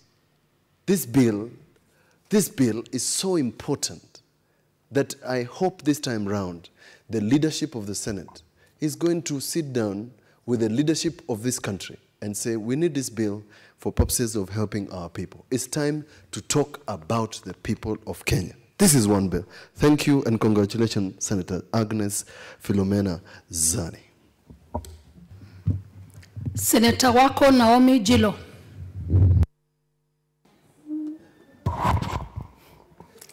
Thank you, Madam Speaker.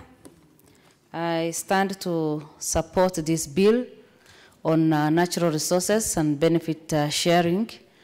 and also congratulate Senator Dr. Zani for considering to bring this bill to Senate, a bill that will benefit the entire nation, and especially the common mwananchi.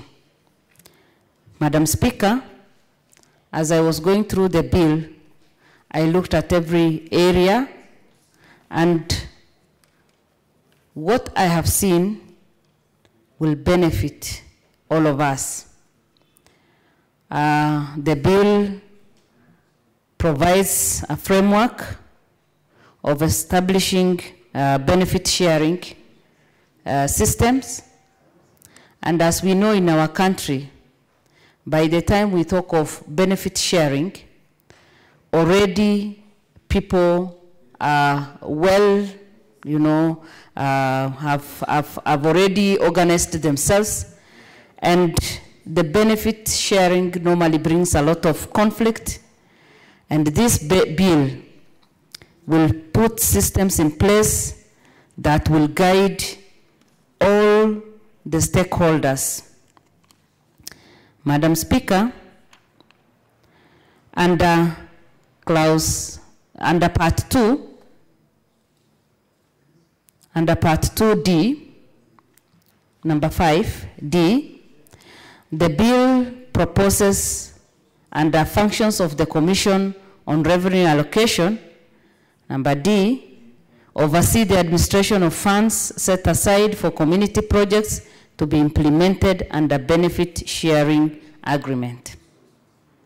As I said, benefit sharing is one of the tricky areas in Kenya where others exploit people, where even non-locals come and get, everything and keep away the local people.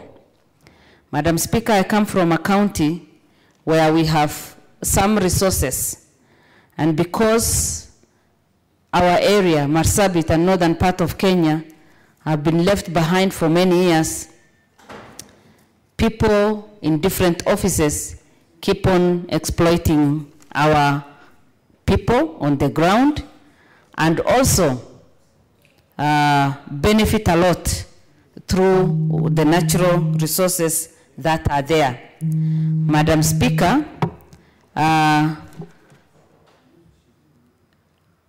number E, not E, G of the same number 5 suggests that the same commission determine appeals arising out of the conflict regarding the preparation and implementation of benefit sharing.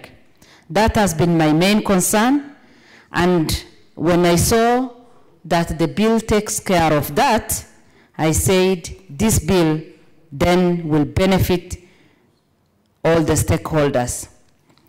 Under H, it says that advise the national government on policy and the enactment of legislation relating to benefit sharing in resource exploitation.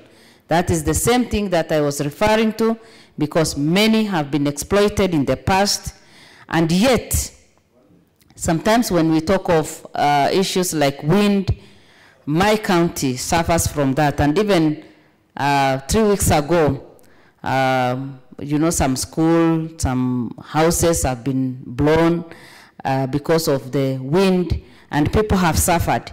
When they suffer, nobody remembers them. But when it comes to benefit sharing, and when it comes to taking advantage of what is happening, then others do it very well.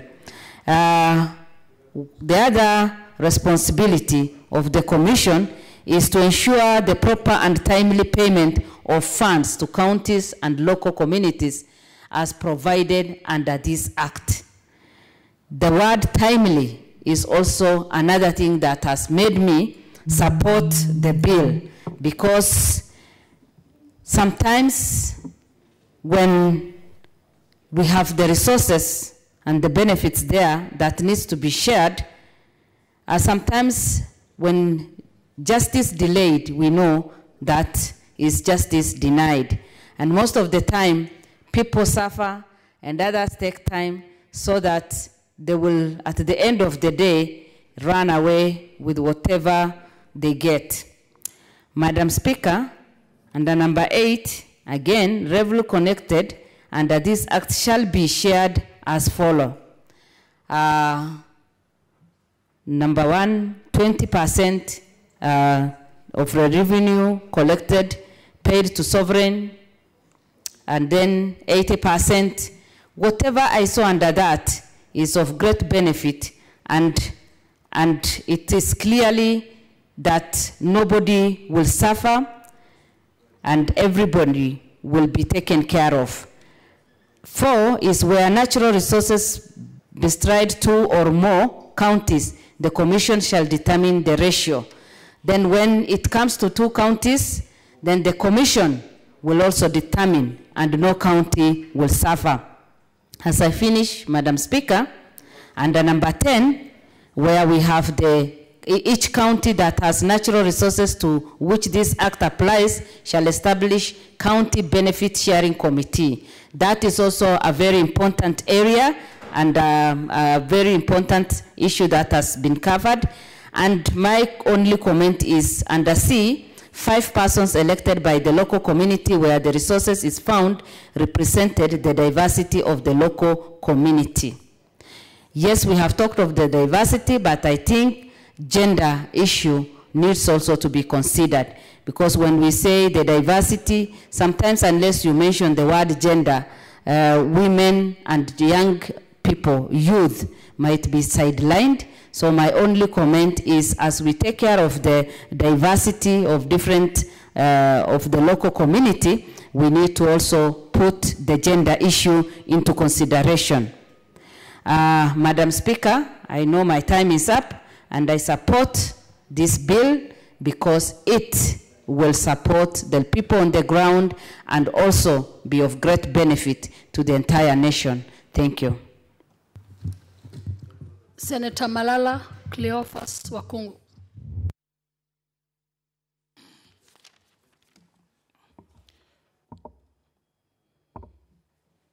Thank you, Madam Speaker. First of all, I want to congratulate Senator Zani for coming up with this noble idea. And I want to categorically state that I support this bill, the Natural Resources Bill 2018, with the primary view that this bill provides for the benefit of the local communities. Madam Speaker, for a very long epoch, we have seen communities which have not benefited from the natural resources that they have in their respective counties, Madam Speaker. Madam Speaker, what makes me support this bill first is Section 4, whereby the bill provides for transparency and inclusivity. The bill also provides for revenue maximization and adequacy, efficiency, and equity, Madam Speaker. Madam Speaker, I think it is important, as we delve into this matter, to have the general principle of being transparent in declaring the right value for the resources, Madam Speaker. We've seen communities whereby we have natural resources which are undervalued, and therefore, in the long run, we end up getting communities which do not get the right value of their resources, Madam Speaker. Madam Speaker, when you look at the functions of the Commission of Revenue Allocation, it has been a matter which needs a deep understanding, Madam Speaker. I want to say that the role of the Commission on Revenue Allocation is established and elaborated in the Constitution of Kenya, and further, this bill gives it a further mandate to oversee. We have had an issue of us defining the word oversee.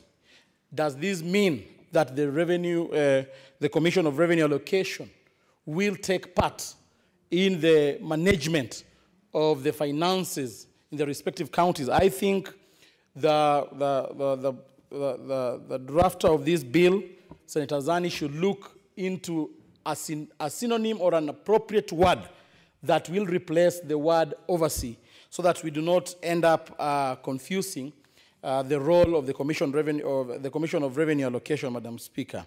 Madam Speaker, I want to support this bill.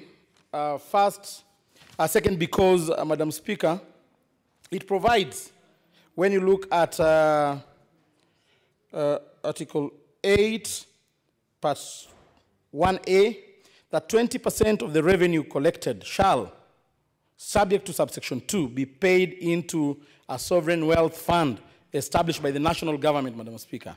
Madam Speaker, we have had the establishment of the sovereign wealth fund in so many countries, Madam Speaker, Norway being one of them, Madam Speaker, and we've seen success stories in several countries like Algeria, Ghana, Nigeria, Angola, and I think it is important and incumbent upon the leadership of this country to consider having the right policies to manage the sovereign wealth fund, Madam Speaker. The management of these resources, Madam Speaker, we've had three competing options when it comes to the policy making of the sovereign wealth fund, Madam Speaker. First, we need to strike a balance between, first of all, saving the revenue accrued from the natural resources. Two, stabilizing and developing our economy. Madam Speaker, as Senator Mtula Kilonzo stated here, it is important that such monies be used to develop and stimulate our economy, Madam Speaker. So it is very important as we formulate policies that are going to execute the sovereign wealth fund to consider the option of using that money to stabilize and stimulate our economy, Madam Speaker. The big question here is, Madam Speaker, with the sovereign wealth fund, we need to ask ourselves, who is the beneficiary of these resources, Madam Speaker? Is it the current generation or the future generation, Madam Speaker? I think we need to envisage a point in time whereby these resources will be exhausted, Madam Speaker. And therefore, the future generations will ask us pertinent questions as to why we did not use those resources to benefit them, Madam Speaker. I think if our forefathers had not envisaged or not used the natural resources to our benefit, Madam Speaker, we will be languishing in abject poverty right now, Madam. And therefore, it's important, even as we formulate the policies that will manage the sovereign wealth fund, to consider that Article 69 of the Constitution, which requires the states to ensure sustainable exploitation, utilization, management, and conservation of environment and of natural resources for the benefit of the people of Kenya. I think this article cements the fact that it is important for the natural resources, and the profits accrued from the natural resources are of benefit to the people of Kenya. Madam Speaker, just a slight interrogation of Section 10, which provides for establishment of a county benefit sharing committee. Madam Speaker, when you look at the composition of the county benefit sharing committee, you will find that we shall have the chairperson of the committee of the respective county assembly responsible of matters relating to natural resources, Madam Speaker.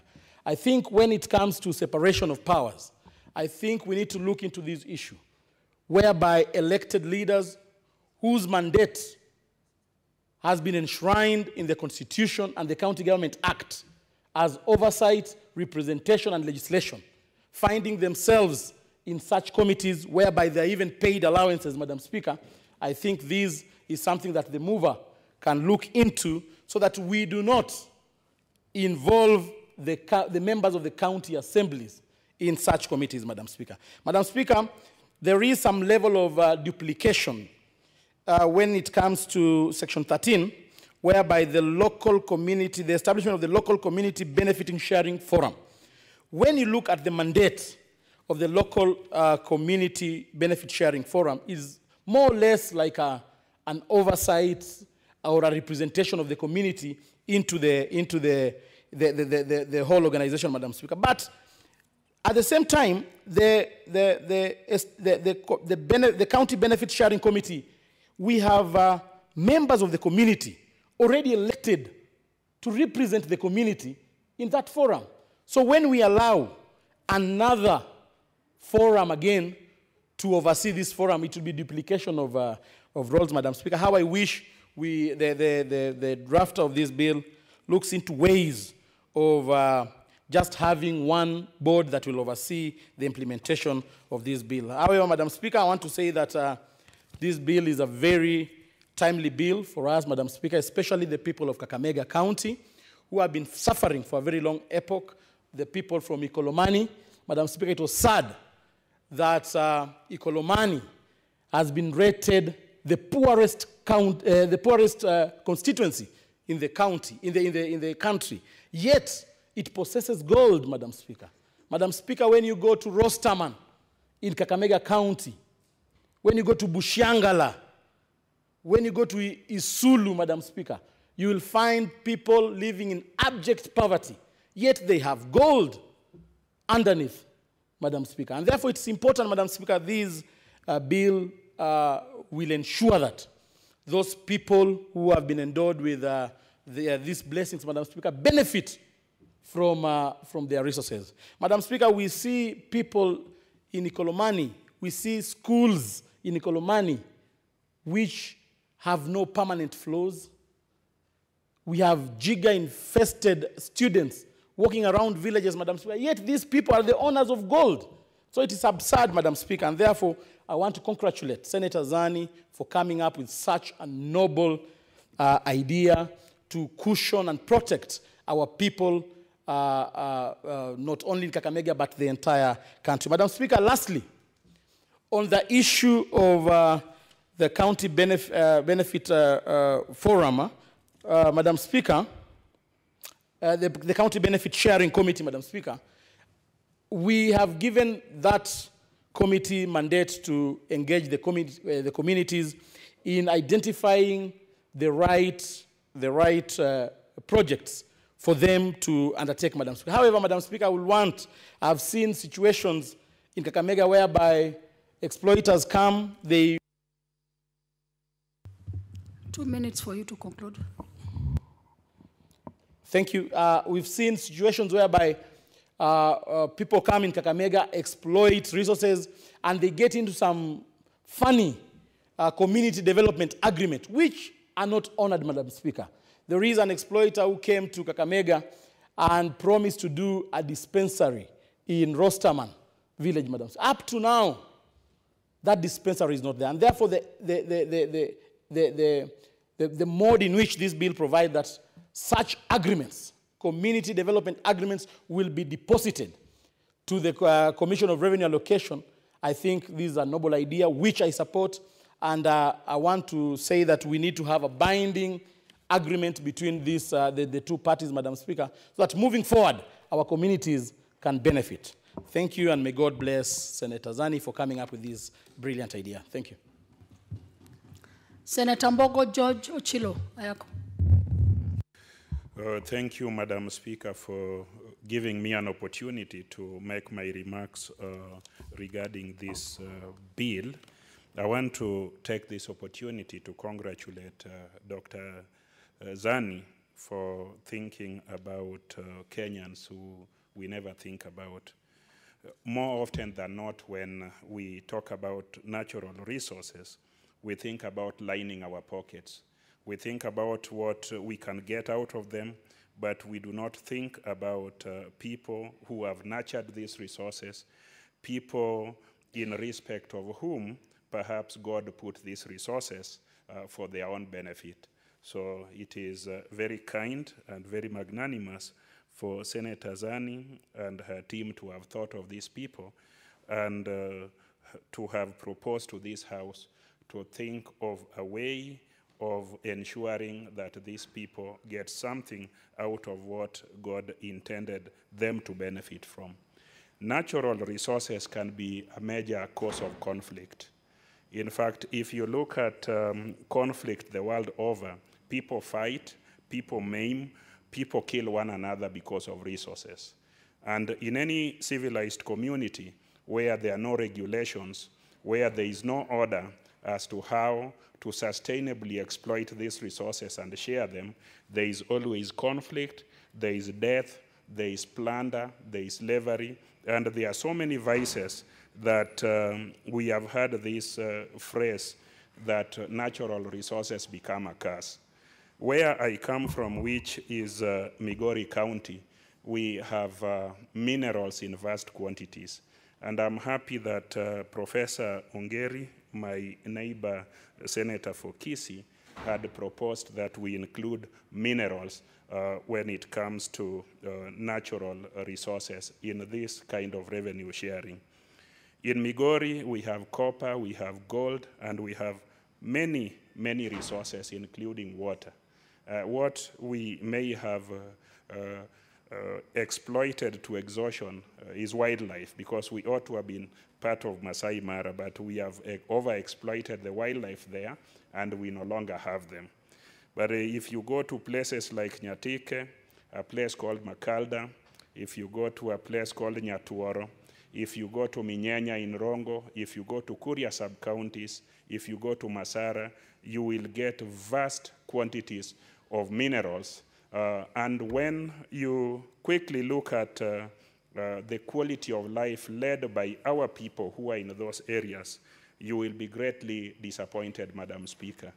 You will see side by side, just opposed to all these wonderful resources that God gave to these people, abject poverty. You will see mushrooming of slums. There is no water supply. People don't go to school. And day in, day out, you will see conflict. There are people who have come to that county, particularly Migori County, faceless people that we don't know. They are fencing parcels of land, and quite a number of them have also been victims of violence, because the community is also restless. And when you see people fencing land that you think is yours and that you have been depending on, you get there and burn their tractors and do quite a number of things. Burning the tractors is a sign of anger. It's also a confirmation and an indication that these communities are concerned that they are not benefiting from the natural resources that are there. So Madam Dr. Zani is in very good order, is in very good spirit. She has introduced a bill, and I hope all of us in this good house and any other house, and also in the executive, will buy into this suggestion that we must put in place a way of sharing the revenues we get from these natural resources. If you look at this bill, you will find that there are a few things that we should look at and find a way of dealing with. This bill talks about giving some responsibility to the Commission of Revenue Allocation. Some of the responsibilities that have been mentioned or that have been proposed to be assigned to the Commission of Revenue Allocation are in order, particularly when it comes to sharing of revenue. If you look at the Constitution, Article 216, that confers mandate to that commission, those responsibility, insofar as revenue sharing or allocation, those responsibilities are in order. But if you quickly look at Clause 5, D, F, G, I, K, M, N, O, P, these are clauses that indicate activities that, to my legal mind, are activities beyond what the Constitution had designed the Commission for Revenue Allocation to deal with. So I want to propose to Senator Zani to think of another institutional framework that might be put instead of trying to overexpand the mandate of this commission, so that there is an institutional framework to be able to oversee and implement the responsibilities that are required here. And as Senator Sani thinks about this, it should also be thought of that we have 47 governments. These activities will be county centers. If it is a determination of how much revenue is derived from these activities, that body that determines must be found in those counties.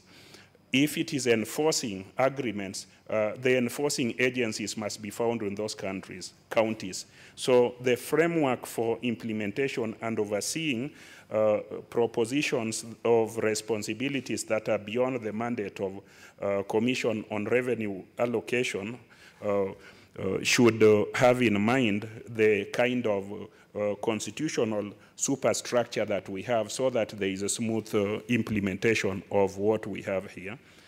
This is a good bill, and if the House buys into it and implements it, I am sure the issue of conflict, I am sure the issue of endemic poverty juxtaposed to immense natural wealth will be a thing of the past. Issues like sovereign wealth are issues that appreciate the fact that natural resources, when exploited, they become they get exhausted.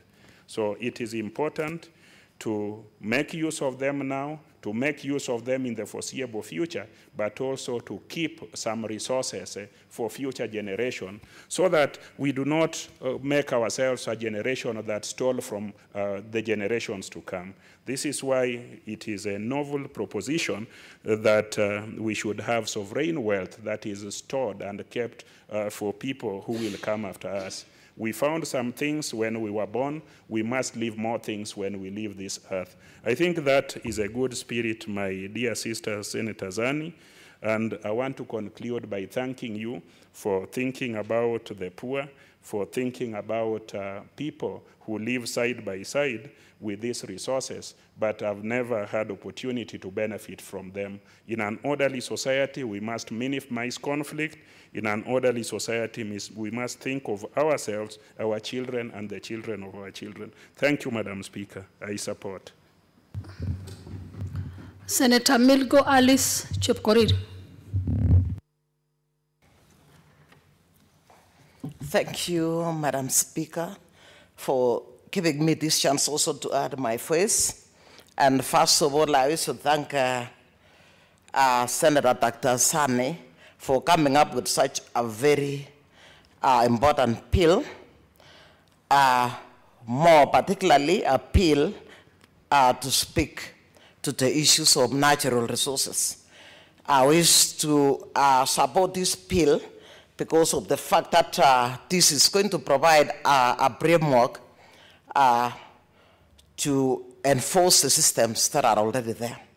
What it is that while we have Article 69(1) A and H read together with Article 174G, which of course states that the state shall ensure that there is sustainable exploitation and utilization and management of natural resources, as well as equitable sharing of resources.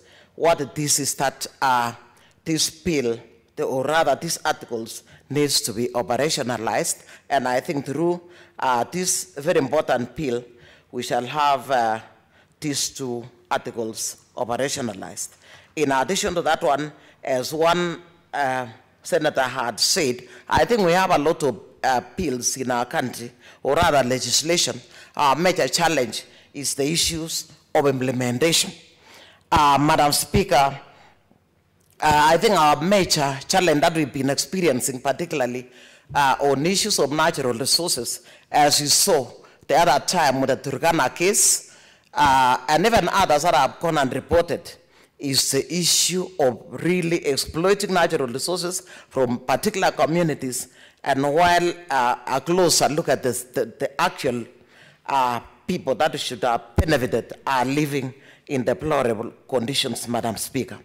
I wish to say right now that this bill has come at the right time, particularly because of the two tiers of government, and of course this will go a long way to bring on board the community where this particular resources.